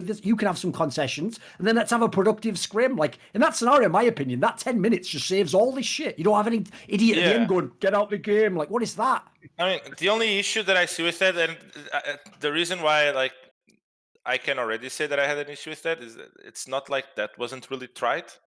It's just that, for example, let's say that I tell the enemy coach, okay, like I wanna practice like some Kai'Sa, you know, but this coach is going to play versus TSM, and they will ban Kai'Sa because Lost literally only plays Kai'Sa. They're like, oh no, this weekend we are not gonna face Kai'Sa, so we are just perma-banning it the whole week just because we are banning it in this one weekend. So they won't give you that even if they get something in return, because to get something in return that means more games. And here's the analogy. You know that famous meme where there's a cute dog and it has a frisbee in its mouth and it goes, don't take, throw. Don't no take, throw. That's fucking NA teams. So you have to give a little bit to get it back. Guess what? Yeah, if you give him the Kai'Sa in that game, he's going to give you a game where you get the pick you want. Whereas to tell you what, I know what would happen already, Guilhoto. I bet I'm already stumbling on the real problem here. Tell you what, if you refuse to let Kai'Sa go through whatsoever, now I go into attrition mode and I go, right, what do they need in their draft? Right, fuck it, we're just banning Azir every single. You know what I mean? Like now I'm just fucking his draft up as well. At the end, we both got garbage practice. And then no one got any better. That's really true. Like, oh Jesus, get me out! Get me out! That's true. No, for sure that happens. No, for sure. Like, I think that there's like a way bigger incentive to, let's say, protect players' morale during practice than to actually have good practice. Because I also feel like the demands in order to win any games is lower than EU, right? So you're like, it's more about, oh, let's just be like, keep everyone happy. Let's not talk poorly to our players or like correct their. This goes back to last year when I was working with C9, and sometimes they like couldn't get practice on Fridays because teams would be so afraid of losing morale that they wouldn't play C9 because C9 would just destroy them the day before their games, like 5-0 them in a scrim block. And so teams would start turning down Cloud9 late in the week. That's so crazy. I mean, well, we don't care about that, and we didn't scrim C9 once this split. By the way, the reason why that's crazy to me. Huh? Why is that? Why is that? Because C9 doesn't want to. Like, they only scrim 2 or 3 teams, I think, or 4 teams or something. And that's another issue of NA. In EU, you actually understand that you, as a top team, scrimming versus every single team means that the region will just like elevate, you know, will just become better. And if the region becomes better, then your practice becomes better, and then you become better. But NA doesn't understand that. So top teams, especially, from what I know, or from our experience at least, C9 and TL, they think that that doesn't work that way. And if they only play with the best and they create a bubble, then they will improve more. And I genuinely believe that that's just straight up wrong. And that's one of the big difference from EU as well. By the way, the reason, Monty, to me, that concept of like, don't practice C9 because they'll beat you too hard is alien. It's because I would literally have, I'm not joking, 180 the opposite mentality. Because my mentality would be this, right? We just got thrashed by them in that scrim. The LCS game can't be that bad, guys. You've already been through the worst. Now it can only get better. In fact, things the way you had resistance where you could, but you're going to be able to do that against this like mid-table team or whatever. By the way, the reason why I thought it was interesting that Guilhoto just like quietly put that point in that like part of scrims, it's another big problem in NA if you've listened to talk shows the last few years, is this idea that nobody's allowed to be upset in the scrim and that we're all like sort of keeping it, we're all around a fucking campfire singing Kumbaya. The reason why that's mental is because you guys don't know this because he's speaking English now and he's at an international audience, so he's on his best behavior. But Guilhoto comes from Portugal, and I've said this joke in the Holy past shit. as someone who's dealt with a Yes. lot of Brazilians. My joke, it's a very offensive joke, but that's what I fucking specialize in, is that the Portuguese language must be some sort of carrier for mental illness, because these guys, when they speak their language, it is unbelievable the shit they are saying to. Like, you should see Guilhoto. Portuguese is one of the only languages I actually click the, like, do you want Google to translate on the insults? Because the insults sound like fucking poetry. It's stuff like, this man is a poet with a pear in his arse, and you're like, what the fuck? Like they have so many creative ways to insult you that just don't make any sense in English, that they're actually incredible. So I can't believe he's just sat there like saying nothing. Like, internally, you must just be malding, mate. No, I mean, if I were talking Portuguese, this would be censored. Here's the other aspect of the whole thing about how culture plays into competitiveness. Like, objectively, given the systems that are in place in Counter-Strike, we shouldn't have this many good Brazilian teams, world-class major winning Brazilian teams, right? This is partially a product of Brazilian and Portuguese cultural competitiveness that just doesn't exist in North America. Let me actually tell you a story. So once in this team already, there was a player that was, at least in my eyes, at that point, going a bit out of line. So I yelled at the player to stop, and after that, literally like 20 seconds after, everything went back to normal. That player was not an American. And later on, when I talked to David, or to Insanity, he explained me that the most surprising to him was not that there was some kind of like me kind of like schooling a player harsh or anything, was that everything went back to normal after. That was like the most surprising thing to him, because from his experience, if something like that would happen in normal NA standards, then either it would be between staff and player or between two players, then there was no recovery. It's like those two players would talk to the coach, and one of them would have to be benched or kicked out of the team. And mate, they'd have a full intervention. Like, they'd be all sat, like the coach would walk in the room the next day and they'd be like, I'm glad you've arrived. Like, we need to talk to you about something. When you talk to me that way, it hurts my feelings, and I no longer feel like I can trust. Like, fucking hell, like, you just did it one time, just calm down. But it's hard for me to understand that, coming from like a basketball background. When I know the sports background in NA, it's like, they're really tough. Like, there's not that thing. I don't know if it's, I don't want to believe that it's American culture, because I genuinely think it's not. It's just esports NA culture. Yes, it's nerd culture. It's nerd culture. Here's the difference, Andre, and it's also LA culture, because I am a person who has always bought into and been very aggressive about growth through conflict, right? Where people come at me and I don't take it personally. I like the act of conflict because it exposes me to new perspectives. And I don't really care about winning or losing if I get the right answer at the end, right? Yeah. And so I will encounter people in these systems, and especially on the East Coast, like I've said this 1,000 times, but I went to, school in New York, and I joined, I was working in New York law and finance, right? That world is extremely aggressive in New York. And so when I received professional criticism as a result of my job, I don't take it personally, because I know that the person giving that to me at my job is interested in my growth and interested in my performance. Be worse if they gave you no feedback, right? Exactly. That's when you'd be worried. And honestly, because I don't like a lot of bullshit, and I like getting directly to the point. And so I don't want all this like nice worry about my feelings crap, because I have an inherent trust that the person giving me that feedback is doing it for my own benefit or for the benefit of the project, right? So my feelings are irrelevant. It's just about, let's fight it out and let's get to the core of this idea as quickly as possible without dancing around it. Now, that is definitely not Los Angeles culture, which is one of the things I hate about Los Angeles and living here, okay? It's not my jam at all. But I also think, to Thorin's point, that this is not, and what you were saying about North American sports, this is not a sports mentality in America. I grew up, playing lacrosse in high school, and I grew up in these kind of environments. The problem is that gamers have typically not grown up in these environments. And I think the big difference that I see, how many European players, professional esports players, have I heard who are like, I've heard this story 1,000 times about Europe. I was going to be a professional footballer. I was in these youth programs, but I got injured, or I decided to go to esports instead. So many European professional players have been in sports systems in Europe.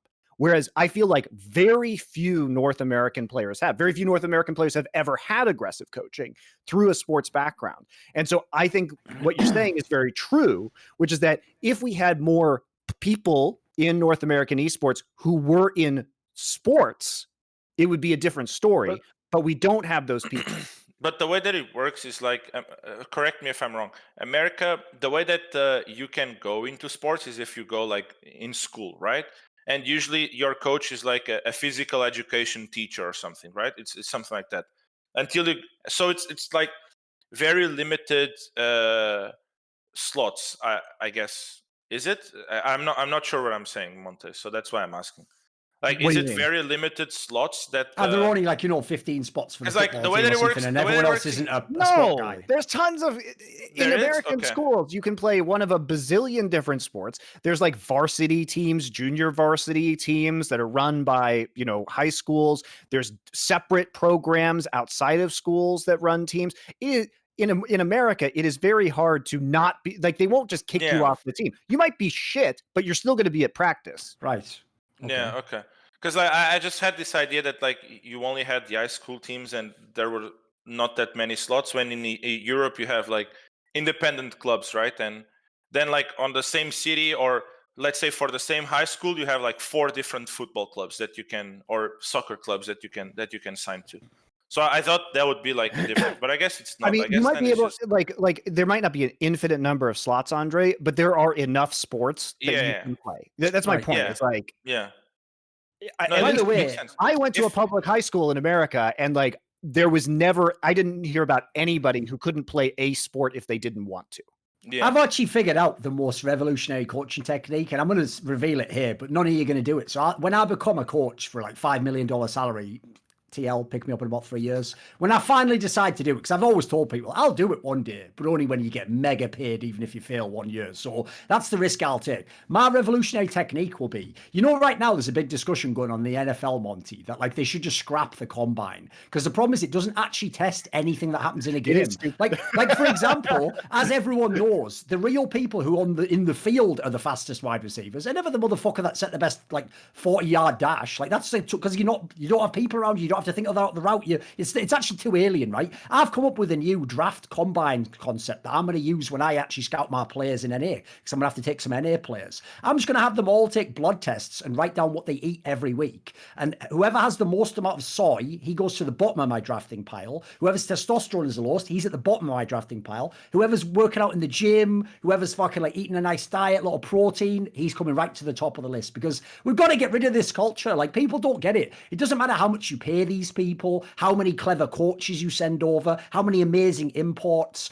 If the players themselves really have this attitude where they're like a princess who cannot possibly be even like slightly disrespected, or like that, you're just not going to be able to get anywhere. Because the problem is this, right? It's like if we have a conversation man to man, right? We're not in like some public capacity, right? We're going to use shorthand. We're going to very quick, like I might say, oh, you were total trash that game. Now, I don't literally mean you were the absolute worst possible player. You made absolutely no, it's like a shorthand, doesn't it? I just mean like you played worse than I expected, or you did it like a key mistake. If you can't do those things, you're going to end up in a nightmare world where like it's going to take 4 times longer for me to explain what went wrong than if I just tell you fucked up, Well, yeah. And you know what's funny? You know what's funny about this, if you think about it too, is that these are the same players who will be the most toxic motherfuckers on earth on the ladder. Like, if they can type on a keyboard, like, they will say horrible stuff, and they will get horrible shit said at them too, and they just brush it off. But as soon as you like look somebody in the eyes in person and be like, you played bad that game, they start fucking crying, dude. It's actually pathetic. Like, how can there be this big of a difference between real life and the stuff that they will just type, in the safety of not actually having to physically confront somebody in person? It's ridiculous. But just to go like a bit on the other end, I do want to say that this is not everyone. Like, this is the majority, but at least from my experience, I have been very fortunate. And you guys talked to Revenge already, so you know about him already. That I have been tough and will continue to be with my players, and especially Insanity and Revenge have been taking it very, very well and in a constructive way. So I feel like, I guess I dodged the NA Esports bullet there with those two players, but I have not in any way felt that this is their mindset or attitude. In reality, they do respond very well to criticism. In fact, they even ask for it. Yeah, I think honestly, Andre, the problem has been mostly with the coaches being unwilling to like push through to get there. So in order to be harsh, they have to trust you, right? Which is Yeah. a barrier that many coaches in esports haven't reached with players. You have, a successful history of coaching, right? So they're more likely to trust you, right? Come on, Thorin, man. Listen, a couple of years ago was pretty good. Look, Sure. I had one bet split, man. Come on. Fair enough. You gotta play the hand you're dealt too. Sure. You gotta play the hand you're dealt. But my point is, it's like you have to be able to win their trust, but also, you can't, once you're past that point, a lot of coaches wouldn't push it to the next level as well. Like I can make fun about the players, not being soft or not having this experience, but honestly, a lot of them do crave that kind of structure, but the coach hasn't been forceful enough to give it to them. And it's as a coach, it's a hard line because you don't want to be so harsh that they feel horrible, but you need to enforce order and get them to perform at their best. And writing that line is probably the hardest aspect of coaching, period.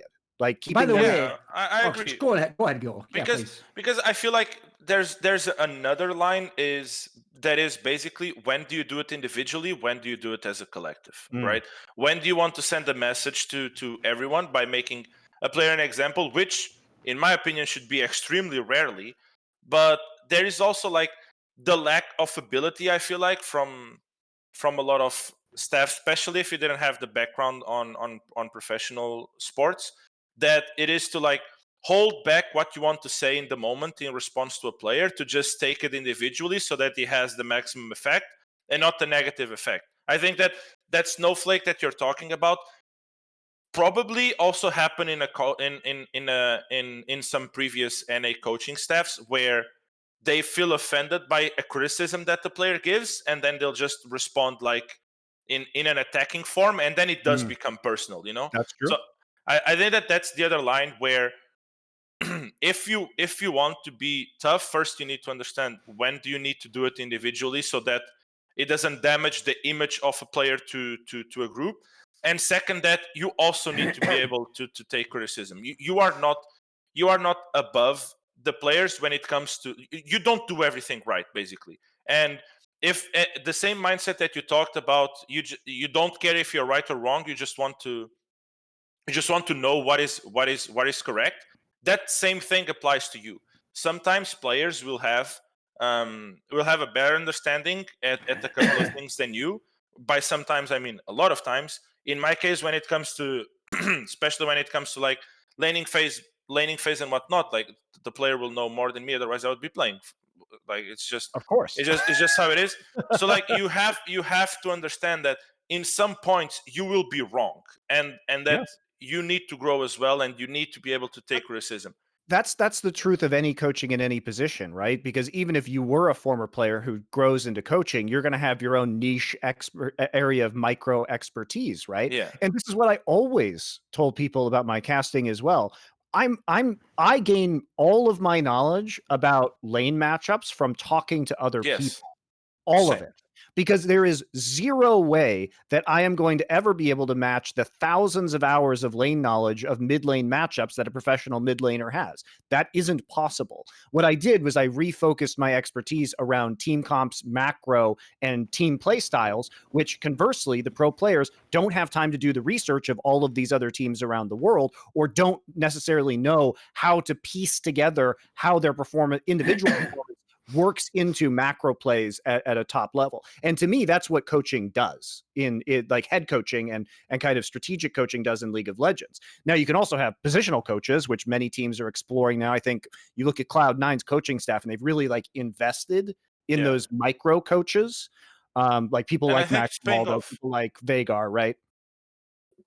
I think it's really paying off. Their staff. Like, I really like what C9 built in terms of coaching staff. especially like I think Alfonso is one of the most brilliant minds in the game.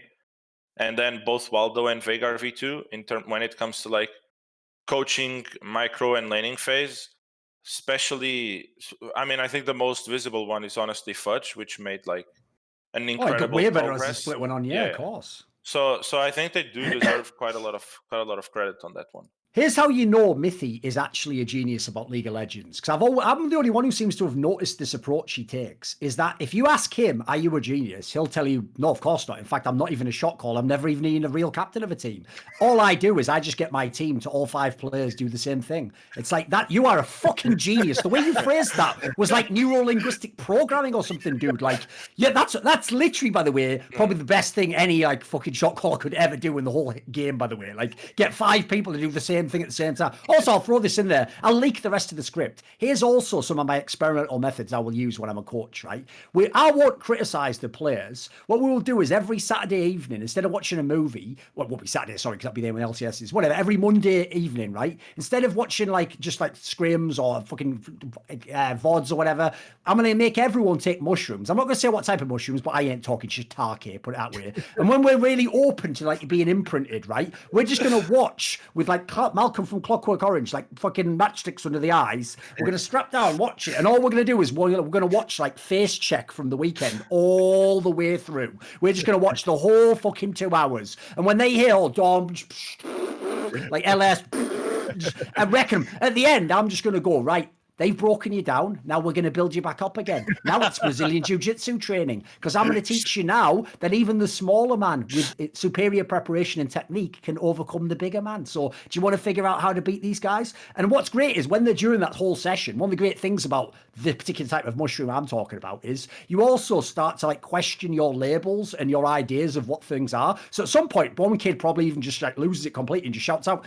what even is macro? And I go, brilliant question. I've been waiting for someone to ask that. He's the thinker, right? Gold star for him. We're going to come back to that later. What even is macro? Yeah, exact great question. Like, so yeah, all I'm saying is, listen, at the end, I will either have the most next level fucking genius, like Rock Lee level motherfuckers who would just build, or I'll basically build a bunch of people who like, you know, be like that fucking backstory for the Unabomber, I guess. So let's go mental at that point in time. So whatever. I'll only be doing 1 year, like I said. It'll be a one and done scenario for me. So it's all right. That's going to be, that's going to be legal soon in Oregon. So you could just move, Oregon's not too far. It's a nice flight, 3-hour flight to Los Angeles from Portland, 2-hour flight. Let's move them up there, and you could be getting the therapy immediately. I'm not sure if it's legal in Portugal already, actually, because everything's legal. Then they all get declassified. Yeah, but it's like the way that you buy it is, I think it's on gardening shops. Right, you pretend like you're just planting the stuff to grow. Yeah, it's a clever idea though. Yeah, it's a clever idea. Oh no, that's like when I bought. Put it this way, to give everyone a spoiler: if you buy like a vaporizer in the Netherlands, they just tell you in all the manual, like, oh, you can put all sorts of incense and like delicious like sage and stuff. Like, as though anyone who ever bought it, by the way, ever put that into it. Like there's no woman just going, oh, buy a €400 vaporizer. Like, delicious smell of stuff. Like, it's never happened, never. But it's a good get around, isn't it? It's quite clever. I love that. Should we go and talk now? All right. Here's the thing. Everyone wants us to go, oh, Cloud9. There's 2 ways we can do this. We should probably talk a little bit about how good Cloud9 is. And then the rest of it essentially is just breaking down the GM job of 100 Thieves. What else is there to do? Yeah, I think like just the short of Cloud9 is I think they're the best team in NA. I'd be shocked if they didn't win, especially after seeing the TSM TL game. I think even though TL won, Tactical was just like rocket jumping into dumb fights. They were giving up kills left and right. They were over pursuing. They were playing super sloppy, kind of in small skirmishes for a lot of that time, which made me really question their comms. Whereas what I saw from C9 was basically exactly what I expected to see. It's a continuation of last year where even if they are able, even if they lose or like into a little bit in the early game, they have the macro sense to just keep themselves in it and create win conditions. And they look much better than any other team. Dude, I told people this before. It's an angle that is so lost because, like you said earlier about getting the rookies, right? The area where I feel like I understand something that a lot of actual experts in League of Legends don't is they're too caught in the day-to-day, right? So who is good today and who is good on this champion today and who wins their lane today? And what they end up forgetting in these off-seasons is like, here's the thing, mate. There might be a player who did an awesome job as a rookie top laner in LEC, right? But that doesn't mean next split I'm going to take him if I have Soaz as my option. Because what Soaz brings is like evergreen. Some of those qualities and experiences and things he has, as long as his form isn't absolutely terrible, what he can add to my team might be better than winning lane. Like, it might be a way to win the game. So what I even said was the reason why I actually thought it was genius to sign Perks wasn't like idiot fans who, for some reason, bizarrely, I don't know why this happened in this offseason, fans like thought Perks was, when he was a mid laner, was like Caps, and they were like, right, he's going to smash lane every game. It's like, that was never Perks' game. It's that way he plays for the team. What I said was also the implied value of signing Perks beyond his individual play is if I'm ever in a playoff series, right, and I'm like, obvious example here is Fudge. Like, I've never played even a playoff series. Say I look down the line at LCS, I just see the guy who never loses game 4. The guy who like wins all the tournaments. And I go, fuck. Of course I'm confident. Look at him. Like, who gives a fuck? He's not worried that we're behind a game. He's not worried that we lost the draft. He's not worried that we're down 3 kills. Because he's come back so many times, right? Yeah, that spreads. That's like infectious when you have that guy. Yeah, how many times have we seen G2 come up with a creative solution to a losing game and just pull it out? And so I'd be super confident in that situation. And to be clear, I'm not saying C9 played wonderful League of Legends this last week. Like, they didn't, and it is hard to get a read on them because 100 Thieves did not play well. But I'm just saying, like, I'm much more confident in their abilities, especially because of the reasons Thorin's saying as playoffs go on. This is a team that has been, ever since we saw them in lock-in, they have been improving the whole time, right? They have just been getting better and better and better and better and better and better. I think they only got like one bad week, and that was it, right? Not which week was it? The week before last. I think that was like the only week where we saw Cloud9 be a bit like not too good, but it was also a week that it felt like they were experimenting a lot. But I think that it's very, as you said, it's very hard to say how well C9 played just because 100 Thieves just played like really bad. But at the same time, and this is kind of like a narrative that I don't really agree, because I remember this was like also done upon us when we won versus EG, where both teams are just really bad because EG played bad, you know. And it seems like it's like what could C9 do better in a couple of those games, right? There were a couple of games actually where I think it was probably the third one. The third one, the third one where they just practically did everything right. So so it's like, is the fact that 100 Thieves played bad means that C9 is not as good? Probably not. I think it's like sometimes you just do everything right and you can't really play better than what you did, even if it wasn't like absolute perfection.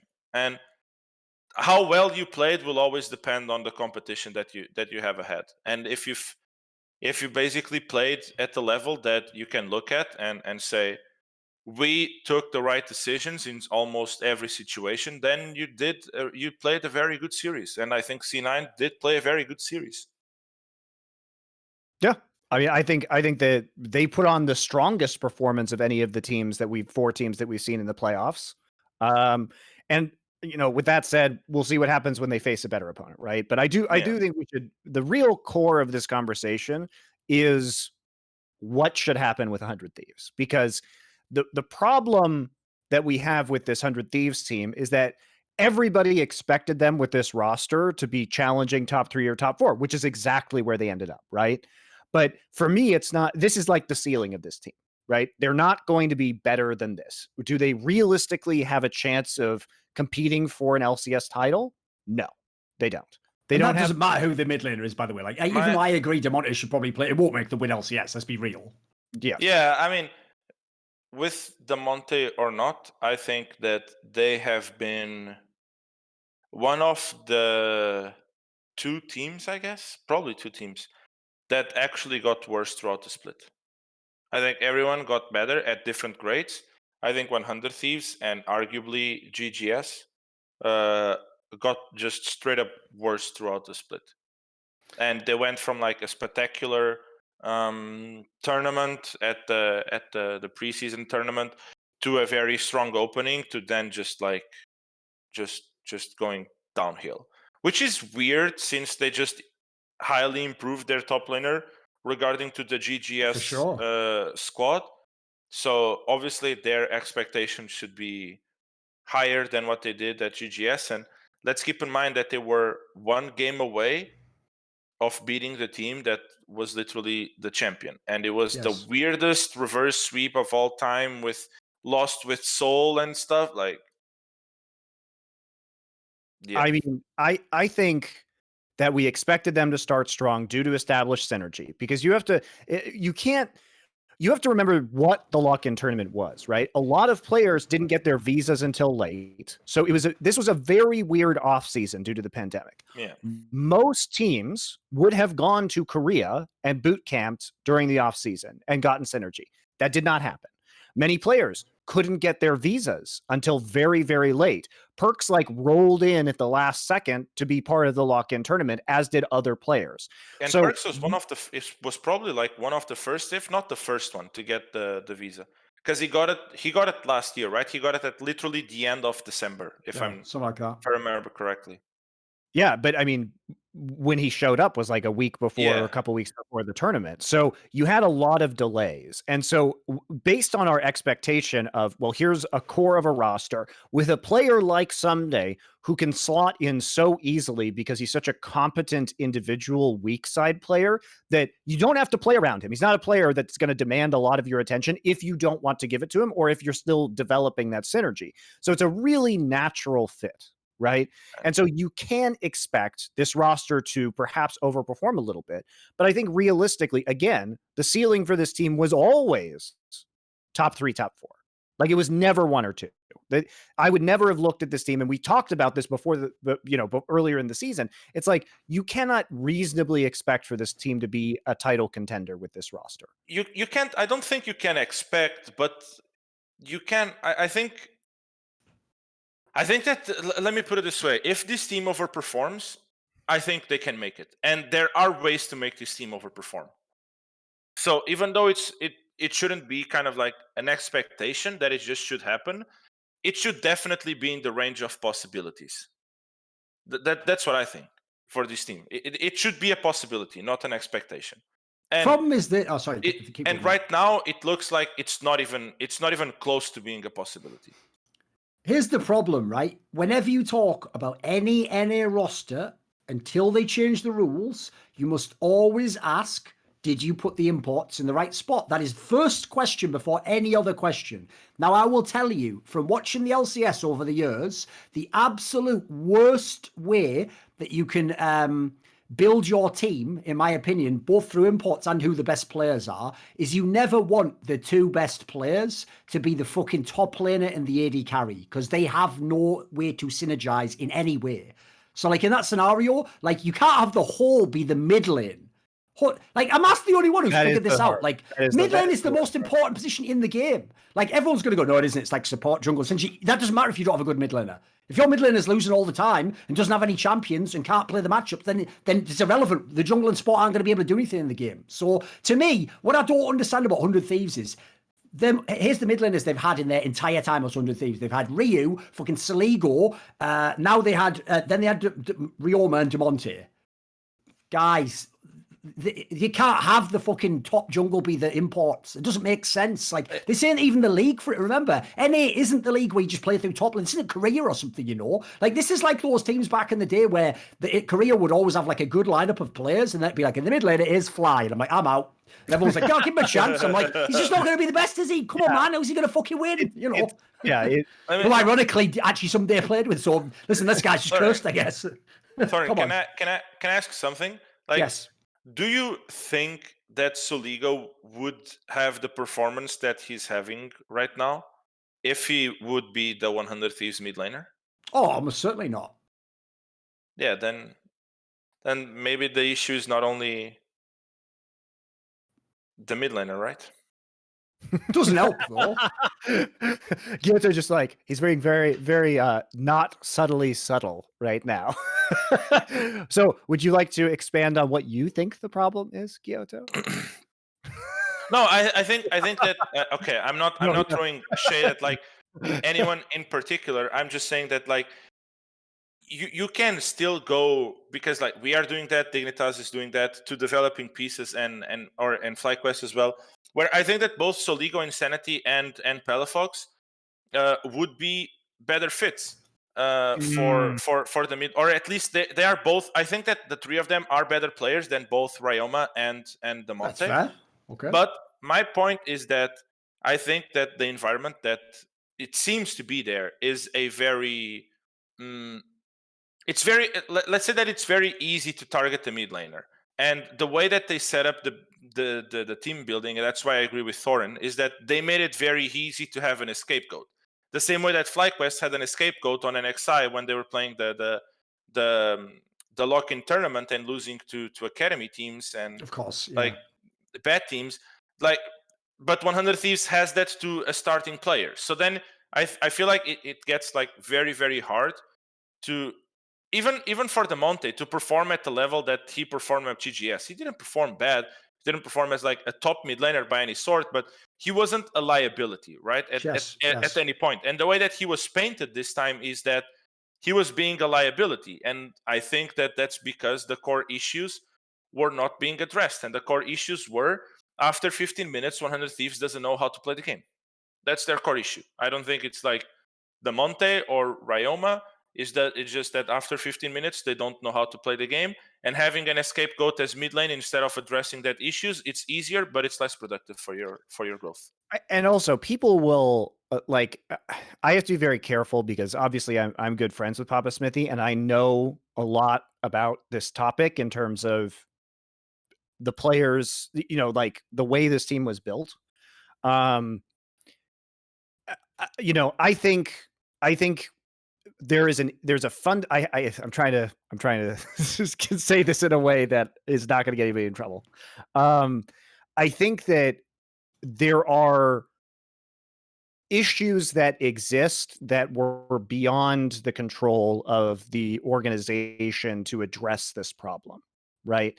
I think that the way that GMing in North America works is that a lot of GMs don't have the opportunities to go after certain players because they are, kind of like being shipped to various teams by the teams that they're currently on. And there isn't a lot of individual ability if you are not one of the two teams involved to like make a deal or whatever. Right. So I'm just being very vague. And I think that if you are 100 Thieves, you're playing a long game. I think that they have been very active in creating developmental rosters, and they have been one of the more active teams, especially last year, in pulling those players into the LCS and giving them experience. I also think that, to Thorin's point, yes, the import or like the best players being AD and top lane. But if you look at is a problem and they have a hole in mid lane. But if you actually look at the imports that they have, which are top and jungle, right? Would you get rid of either of those players? If you're playing the long game, like you're basically waiting for someday to get a green card so you can import a mid laner. Like that is the piece that they're maybe Closer becomes a resident because they make the minor regions count for next year. So, that's not impossible. Sure. Right. And if you're coming into this season, you're looking at FBI and Huhi, and you're looking at the Golden Guardians core, and you have a chance to get all of these players, and all of a sudden FBI isn't an import anymore, which is absolutely huge because he is a good player. Huhi's been playing very well in the support position overall. Yeah. And any GM or coach will tell you that one of the biggest problems in NA is finding a support player.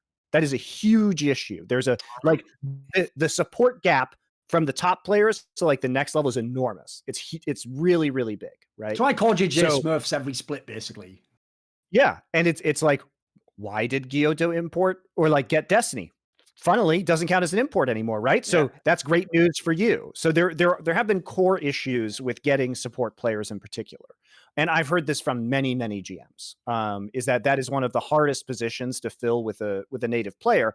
But at the same time, you don't want to use an import on it because it doesn't have as much of an impact as mid lane, right? So you're kind of in this really kind of shitty quandary, which is why, if people are wondering, why did Vulcan's value go through the roof when he was sold to Cloud9? Like, why was he so valuable? That's the reason why.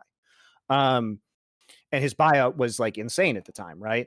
So I think what's going on with 100 Thieves is that they are playing a long game in that they got a good core roster, and the problems in mid lane will eventually be addressed one of two ways: from their developmental system, which they have been dedicated to, or from the fact that sooner probably rather than later, because Sumday's been here forever. Sumday's going to get a green card, and then they will solve it through importing. I think he gets it next year already.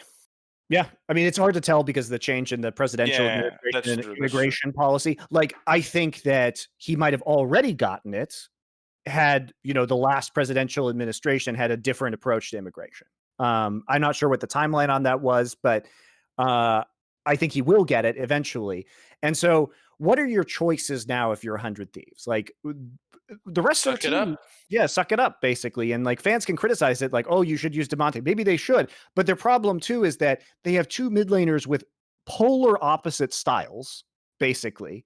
And so, anytime you trade out your mid laner, the rest of the team has to play entirely different around them, which, to your point, Guilhoto, is like, how do you play the late game in that scenario when you're making this change that fundamentally shifts the entire mid lane champion pool, which then fundamentally shifts the macro game late from picks or split pushing to like team fighting with control mages, and then you're expecting them to get this synergy, right? So I think it's really hard. I think it's really hard for them to deal because like people will say Demonte, and like maybe they should have gone with Demonte, right? Maybe they should have played the Demonte style, but that style is objectively weaker in the metagame right now. So it's a hard call. In terms of the champions that are available, sure. Yeah, still doing it. Like, you can try. Still playing Nocturne mid. They don't care. That's true. My problem is this, Monty.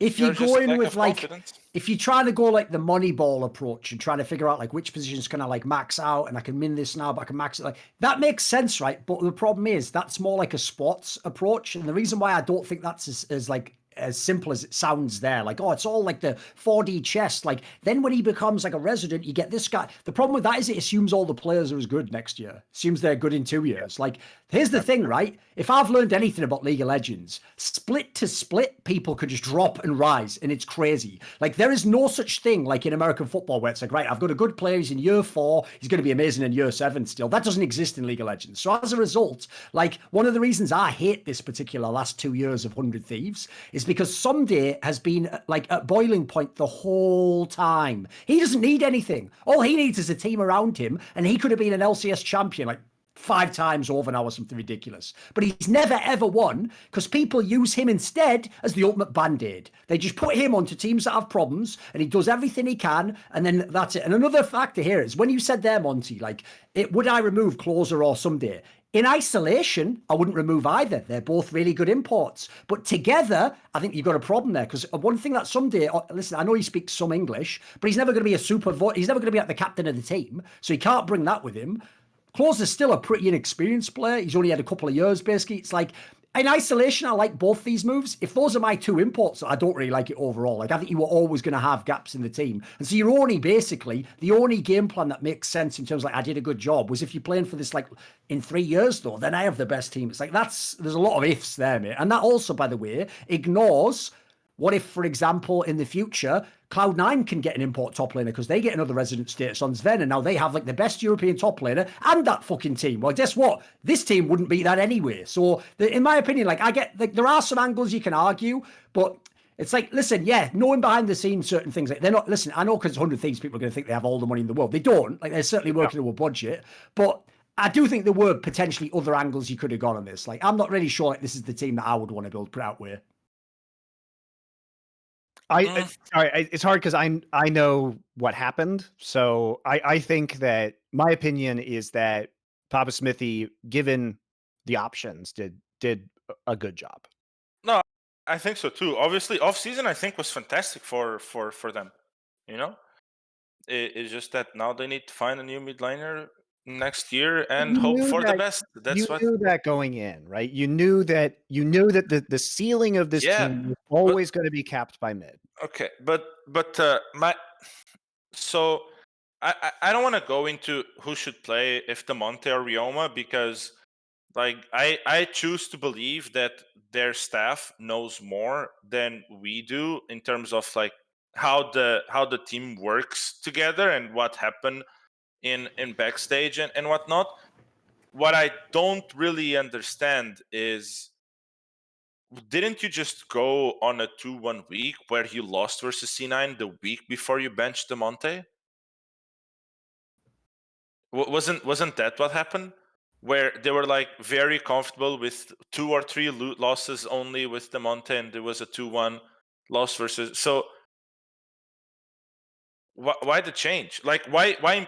Basically, my question is, if that is your plan where you change next year, how are you imploding already?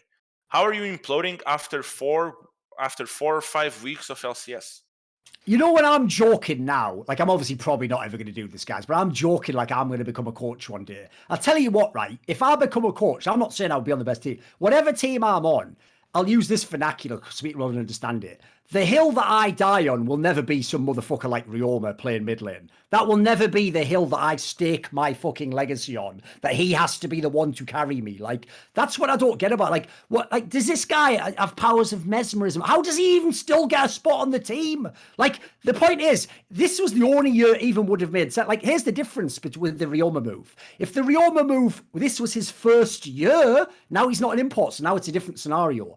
I think that move bringing him last year was one of the most egregious, like, fucking out-of-pocket gambles I've ever seen by a GM. And you can say whatever you like. I'll just say it because I said it at the time and I believe it. Mate, in a world where, forget imports, even Poor Belter's available. I'll take Poor Belter. Poor Belter's a known quantity, mate. I can do something with Poor Belter. I'm not gambling that you found Faker in the fucking Oceanic region and he's going to be an import to NA and I'm going to win. No, I'm not going to win shit. And you can make all the flowery arguments. You have to have results.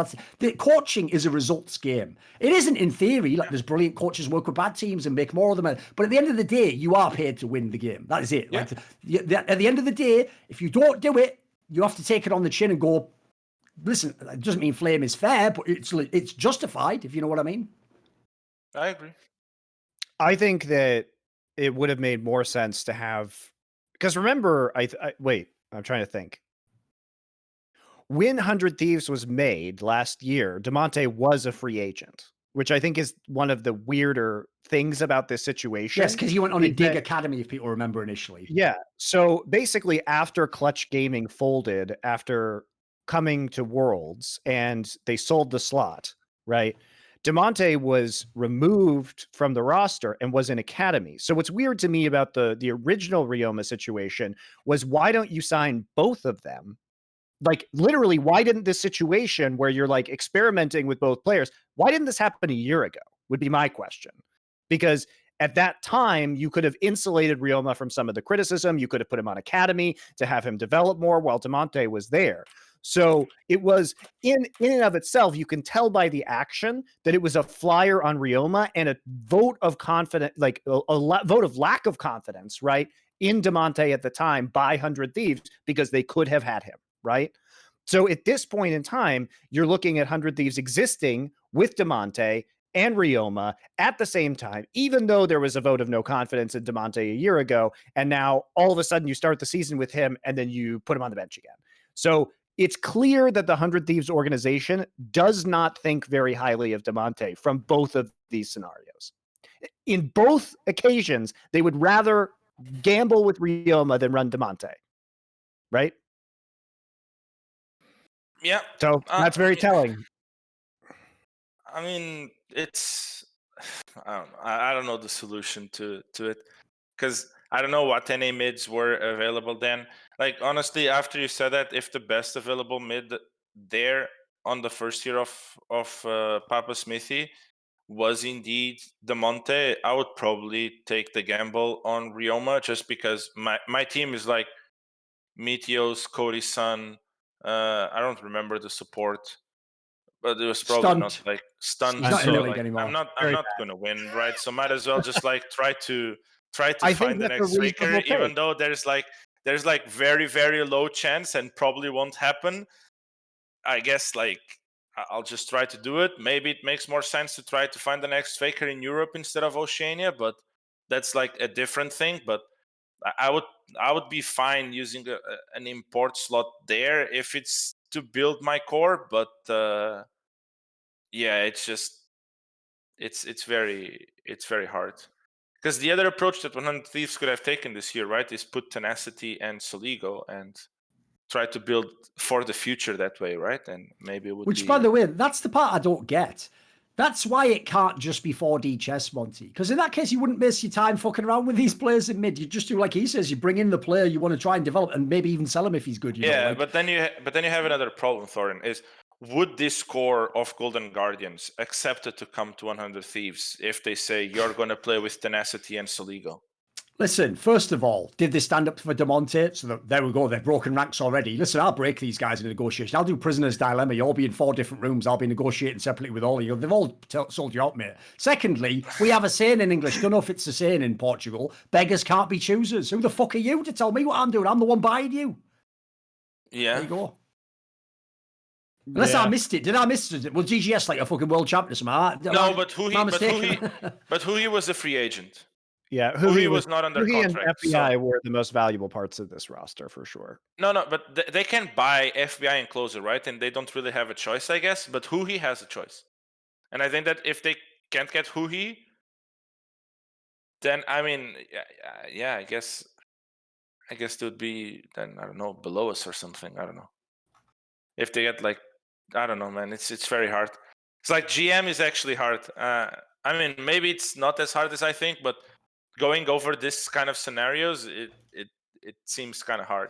Because then when it's on hindsight, right, everything looks easy as fuck. But man, yeah. Yeah, but that's why you can't win in this game, mate. Because here's what I do. I give the hot take a week after it happens before anyone's played. And they go, bloody hell, calm down. Give him a chance. Give him a chance. Give him another chance. Give him another chance. And at the end, they go, it's just all bloody hindsight, isn't it? So I can't win. Like, what was this like? I was saying they suck from day one. No, but I'm not saying. I'm not. No, saying, I know what you mean. I'm just saying. You know, I'm just saying it's a general approach. It's easy to get the course, from everyone, you know. Yes, but that's what I'm saying, by the way, Guilhoto, basically, is I'm agreeing with you. That's why, in my opinion, if you're going to like think that someone doesn't work, you should be honest from the beginning and say, I don't think this move is going to work out. And then after the fact, you can actually claim, like, because I agree. It's very easy to go now. Well, now why don't we go back in time? And he was over here and you could have gotten here. It's like, yeah, that's easy to say now. I agree.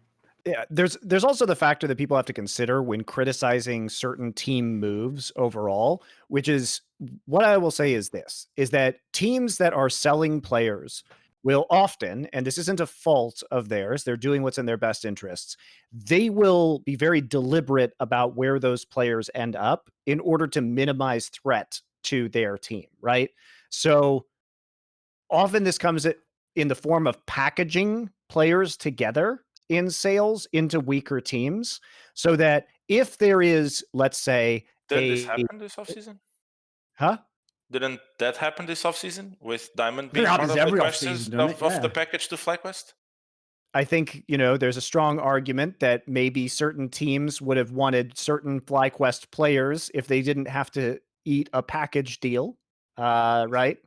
So my point is like there is a lot of complications that fans are not aware of when GMing a team, where you can't always get a player in isolation that you want without a package or a larger buyout, or sometimes you just can't get them at all because the team will refuse to sell them to you.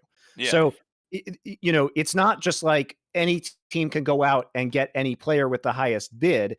Sometimes there are other organizations involved that would rather you not be good.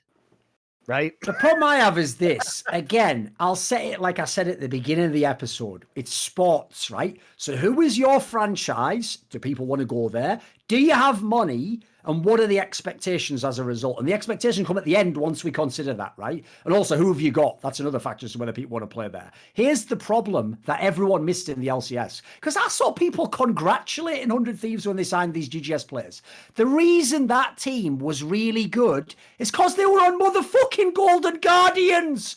So when you're on Golden Guardians and you put together a competent team that can play the roles and it makes sense and they're making up for players that are bad and they're beating TSM and they look like they have a shot to make it to Worlds, that's because you're on Golden Guardian. If you're 100 Thieves, you can't go, oh, you're supposed to be below me in the rankings. I'll take your team. That's about where you should be. They bought the fucking high, Monty. They bought the fucking GameStop stock when it was at the top. They were like, I can get even richer. It's like, no, you won't, idiot. Like, you've already had, like, what potential is left? You've seen all the potential. It's looking great, but for GGS. I'm pretty sure 100 Thieves is diamond hands on this roster, dude. So, I think. All right, you want a prediction? You want a prediction? What? This roster, the core of this roster, as long as they keep at least 4 players, will never go to Worlds. They will never play in an LCS final. They will never win the LCS. Mark it down, write it as a fucking affirmation on the mirror every day. Say it back to yourself. Say it in your dreams when you put dream logic in. And in 3 years, we'll see who's right, okay? I think you're right, but I also think that 100 Thieves is doing a lot in terms of their development roster. So I expect we will see some of those development players on the main. Yeah, they're developing all sorts of fucking excuses. They're not developing an actual team that like wins League of Legends matches and looks like they're going to challenge for the top or anything. No, I think. But I tell you what, they don't half look good in those fucking hoodies available now, like 100 Thieves shop or whatever. Like, give me a break. Are we here for competitive sports or what? I do think both 100 Thieves and Cloud9 have been having the most successful development talents projects. I think that like right now I do give like a way bigger edge to Cloud9 than 100 Thieves, because I think something that made 100 Thieves unique was the academy team, or not the academy, sorry, the amateur team. The next but now team, everyone, yes. but now everyone caught up to that. I mean, forced, or not everyone, like some more teams caught up to that, so that made them like less unique. I also think that Kelsey had like a huge impact when it comes to that structure and that development, and now she's not there anymore. So I think that they did lose a bit more of the development part that they had, but obviously they still have some very good talent on their jungler and top in academy that they can step in at some point. But I don't know. I don't see much more coming out of that. Plus, both both the top player and the jungler seem to have stagnated their development after Kelsey left, in a way. All right, are we done with this? I don't want to talk about this anymore. Yeah. I do want to, before we end, I do want to talk about some LCK stuff, because we said we would, and I think it's very interesting to see heading into the playoffs. We touched on this with Wolf last week, which is that we don't really expect a lot of Damwon, because it literally doesn't matter whether they win or lose. They ended up losing to Gen G. I think Gen G played really well in that series, but also Damwon kind of ran it down, especially Beryl. Didn't they give like the same draft 3 times or something? Yeah, and it was not surprising. They didn't really play in a very spirited manner, I would say. I think Gen G performed well, but you know, I wasn't too thrilled watching those games either way, besides some like really cool team fights that Gen G had, but it didn't feel like Damwon was really there to play. Yeah. I mean, but against Dragon X, though, it was a completely different story. Yes, like, it was, which I found interesting. That's the thing, is I still think that, to my opinion, that Damwon is still favorite to win the whole thing. Yeah, and there have been some like health issues, I think, with Showmaker's wrist or hand. Yeah. What was interesting is like when you compare those matches, like I said, I felt like the Gen G series, they just didn't show up, but then they come back and they start playing the Zilean right before playoffs, which is surprising me that they would show like a new pick like that. It's surprising that they would show a more niche strategy. And before people are really, you know, all in on this Zilean pick, I do agree with what Guilhoto said earlier, which is that it was very conditional and based around like super speeding and rezzing the Hecarim on engages. I think it's very strong in this meta, because if you're playing kind of these front to back team comps and you can res one of your tanks, it's incredibly disruptive and gives your AD carry just a ton of opportunities to do huge damage in these team fights, and provides that protection or that engage that the AD carry needs. So I really enjoyed the compositions that we were seeing, and the execution was really good. Zilean, the problem is always surviving lane, but there aren't, you know, the assassin meta is not huge right now, so that helps a little bit. I do agree, like surviving Syndra was interesting. Yeah, it was very interesting. But I think there are a lot of like control mage matchups where Zilean kind of just goes unpunished. Yeah, I mean the issue is Lucian is, I mean, AD carries are also kind of like playable. At least Lucian and Tristana, and those should be very good into Zilean, and not only they should be very good into Zilean, but they also kind of like become very strong in in 2v2 scenarios with an AP jungler that are also kind of strong at the moment. So that would probably be more complicated than the Syndra, but that's also seems something that is not that much seen in Korea. So I don't know, but the fact that he survived Syndra to me is just, Well, how can he do it? How can he get away with it? Well, that's what I kept asking about TSM last year, is how can he keep getting away with it? And then they went to Worlds and got absolutely slapped, just like they should have. But here's the thing about Zilean, guys. Zilean is always going to just keep resurfacing over and over and over again, because if it requires a different way to play as a team, right? For the opponent as well as you. But if you're the one practicing Zilean, then you know how to run with it. And in team fights and in these scenarios where you can get big reses off and completely bring back a high HP tank into a fight, it's going to be incredibly powerful, because how much time, how many cooldowns did you just use to tie up this tank? And then all of a sudden it's just back, right? Now the thing is that if teams don't play it for a while, then the enemy team just forgets how to play against it, right? So it just pops up from one team's practice as a pocket pick. The other team's not expecting it, not used to playing against it, and then they have to remind themselves, oh no, we just have to like go all in, go aggro early. We have to really push this advantage that we have in the laning phase, because if you don't do that, it can spiral out of control. And so what happened at Worlds was that teams looked at TSM and they're like, oh, they play Zilean. Now we just know that it's going to happen, so we can prepare for it.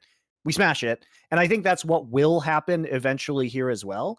But there isn't a denial that if you can get through the laning phase, Zilean is a strong pick in most metas, but especially in this meta. I think Zilean is quite significant.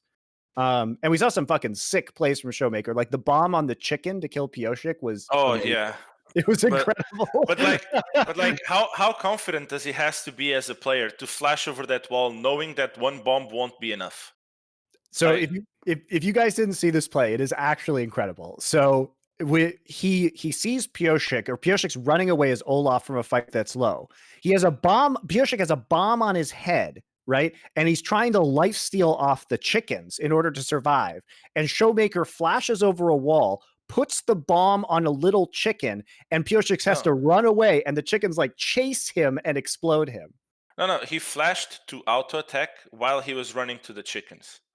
There you go. And then he puts a bomb on him, and then he starts life stealing, and then he puts the bomb on the chicken, and then the chicken gets like, I don't know, she got so fast. The chicken got like so fast to chase on the Olaf. It is a really great play. And so like you can really tell Showmaker is very confident on this champion, and that's just such a creative and brilliant play. But I don't anticipate that, like Andre was saying earlier, I don't anticipate this is going to be like a common pick. I think it's a pocket pick with certain compositions. It is punishable, so you have to be careful with it. But I do think that showing it right before playoffs, why would they do that? I think it's important because then you basically force your opponents to prepare for it, and then you have the choice to use it or not. And it's always like lurking in the back of people's minds. Maybe they're playing red side and they force you to blind pick a mid laner, then the Zilean comes out. It's a mind game that can be very effective. And the fact that they won 2-0 with it is even better, because now they've shown, hey, we can beat a pretty good team in Dragon X with this composition, so you have to respect it, right? Yeah. No, the big problem. I'll say, go on. No, I was just gonna say, like, I think that the important factor is that it makes the enemy team just split their preparation. And I would also like to, because about that play, I saw some people saying that was like lucky from Showmaker, but this guy seems to be lucky a lot of times, right? So maybe at some point, Faker's the luckiest player of all time. maybe at some point it stops being luck. Because like for me, it's more the flash, because I know that 90% of the mid laners in the world would not flash there. They would save their flash and they would not go for that play. Correct. I agree. That's what sealed it for me too, is that decision, and especially the value of flash right now. I would say, flash has unquestionably in League of Legends history been the most valuable summoner spell. It's not even close. But I would say that the value of flash this year is at an all-time high, because teams have gotten so good about playing around flash, and because many of the new items have given more mobility into this game. Chem Tank, Yeah. Gale Force, these kind of items, Stride Breaker. So when you add mobility to champions on shorter cooldowns than Flash, you know, the fact that Udyr can just run at you from like half a map away, and if you don't have Flash, you die, is huge. So the gold, like the relative gold value of having Flash is enormous right now, right? So it's even more of a big dick move right now to be willing to flash in to get that kill, because it's so easy to die. And there's so many more champions that have mobility that never had mobility before. And they can get onto you from so far away that Flash is just, having Flash cooldowns is one of the biggest parts of 2021 League of Legends meta. Would you agree? Is that something that you have increased in priority? I agree. Yep. Like it's just, and that's why I think the game's kind of like became a bit slower. You do hear way more in comms, just wait for me to have Flash from one of the carries and then we can fight. Before it was like you could play a lot of fights without Flash. Now you have Stride Breaker on 15 seconds cooldown somehow. I don't know. And then they go and increase the range. Yeah, sure. Like, nice. So let's talk about T1 a little bit, and then we'll wrap up the show. They ran back their roster that they won with. People, I think, will look at that DRX game that they played and say, look at the 2-0 and say, oh, this roster from T1 is super dominant. The game one of that series was really ropey, and if Cuz hadn't stolen an Infernal Dragon, they would have lost Soul and probably lost the game. And this were the two readings that I got from that game. First, Afrika seems like an NA team. They only know how to group mid. I was talking about Dragon X, but yes. Sorry. Yeah. Go for it. Go. No, I mean the T1 Afrika. Those were the reasons that I had. Afrika seems like an NA team. Over groups for objectives. Can only play with five men mid. If nothing is happening on the map, they just have to force Nash. This is Afrika. It's an NA team, right? It's like no matter what, it's just the things that being a good NA team, because Afrika is a good NA team, makes you last place in Korea. So it doesn't really work out that well. But from SKT side, I felt that their early games were terribly misplayed. And against a good team in a playoff series, there are no more Afrikas, you know, like a team in game one with that advantage, every team from like the bottom, the top four of Korea would be able to close out that game, and SKT should not have a single chance of comeback, but somehow they did. So I don't know. It's for me, SKT is just about, or T1 is just very inconsistent right now. Either they do incredibly good series where you're like, holy, this like the legacy is back, you know, that they're going like, Yep. oh, holy shit. And then they do this kind of series where even if they won, they give a very bad taste, at least to me. Yes. And that was the feeling that I got from the DRX game that I was talking about as well, which is that the perfect game or almost perfect game. No, the first game. Oh, yeah. In the series where they almost lost because they were on the cusp of giving up the Infernal Soul. And if they're in that situation and they give up that objective, they just lose the game. And the only thing that kept them in that game was Faker hard outplaying DRX around the which, by the way, his Zoe in that fight, that's probably one of the best Zoe team fights I've ever seen. To his credit, like that Baron fight was insane. No, it was incredible. It was incredible from Faker, like absolutely jaw-dropping. But you shouldn't have to rely on Cuz stealing a Drake as Udyr and then Faker having the best Zoe fight of all time in order to win that game, right? Now the second game, they clapped DRX. Okay, it was not the second game was. I mean, I don't know. DRX both against Damwon and T1 on their second game kind of like fell apart. It was very weird this weekend for DRX. Yeah. So yeah, I don't know.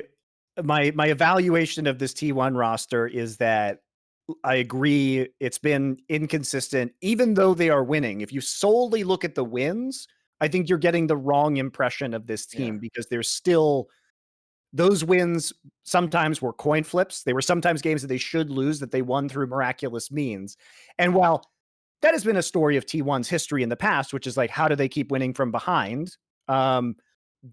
That hasn't been the story this year. The story is they aren't winning. So you don't want to see games where they come back because that's not a guarantee, right? It's not like what Andre said earlier, where like Showmaker has enough amazing, it can't just be luck. This can be luck. This can definitely be luck right now, guys. This is too rare. This is still like too rare. Exactly. This can still be luck. No, I mean, but I don't know. All I want is that the playoffs are not an absolute stomp and we don't have another 3-0 finals.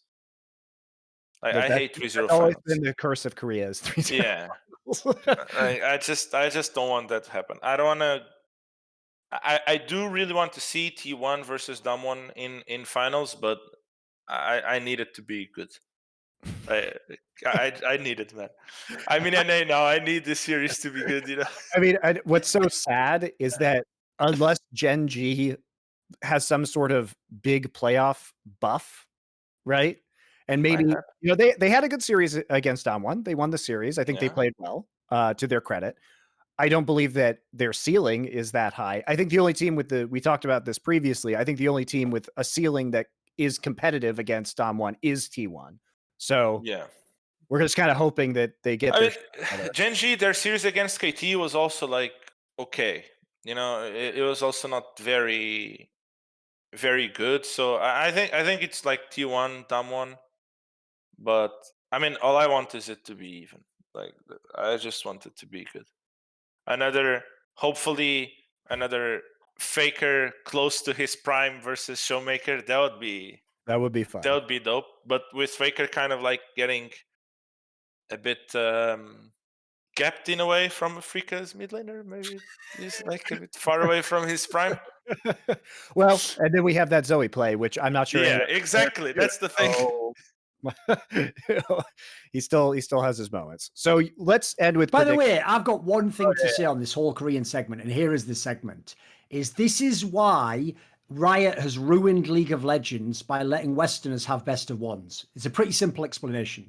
All this hype about T1 is because you've only seen them play a motherfucking handful of games. Like, wasn't there a whole split? The other teams played the entire split. So you know what? I'm going to go ahead and say, obviously it could be luck, Monty. They've barely fucking played any matches. If anything, this is genius because just like the LPL, I've noticed in the LPL this always happens, right? The Western fan, because he's never going to watch, it's actually logistically impossible to watch all of the LPL. There's just too many matches, right? You already know it's information overload, so you're going to have to filter somehow. Here's how you do it if you're a Western fan. You either hate Chinese League of Legends, so you just purposely wait until every split, there's one of those really suspect ones where like the top team just loses to some like not even playoff team and you go, see, it's overrated, and you don't watch any others. Or you just watch like the ones that like, they're teams at their absolute peak, like when T1 had that sick match that we were talking about with Wolf, and you go, oh fuck, wouldn't that be sick? But it's like the best thing about Asian League of Legends is you don't need to do that estimation. Just watch them play like fucking 30 best of threes, and at the end of it you got a pretty good sense of who they are. So here's the reason why this split is going to be garbage.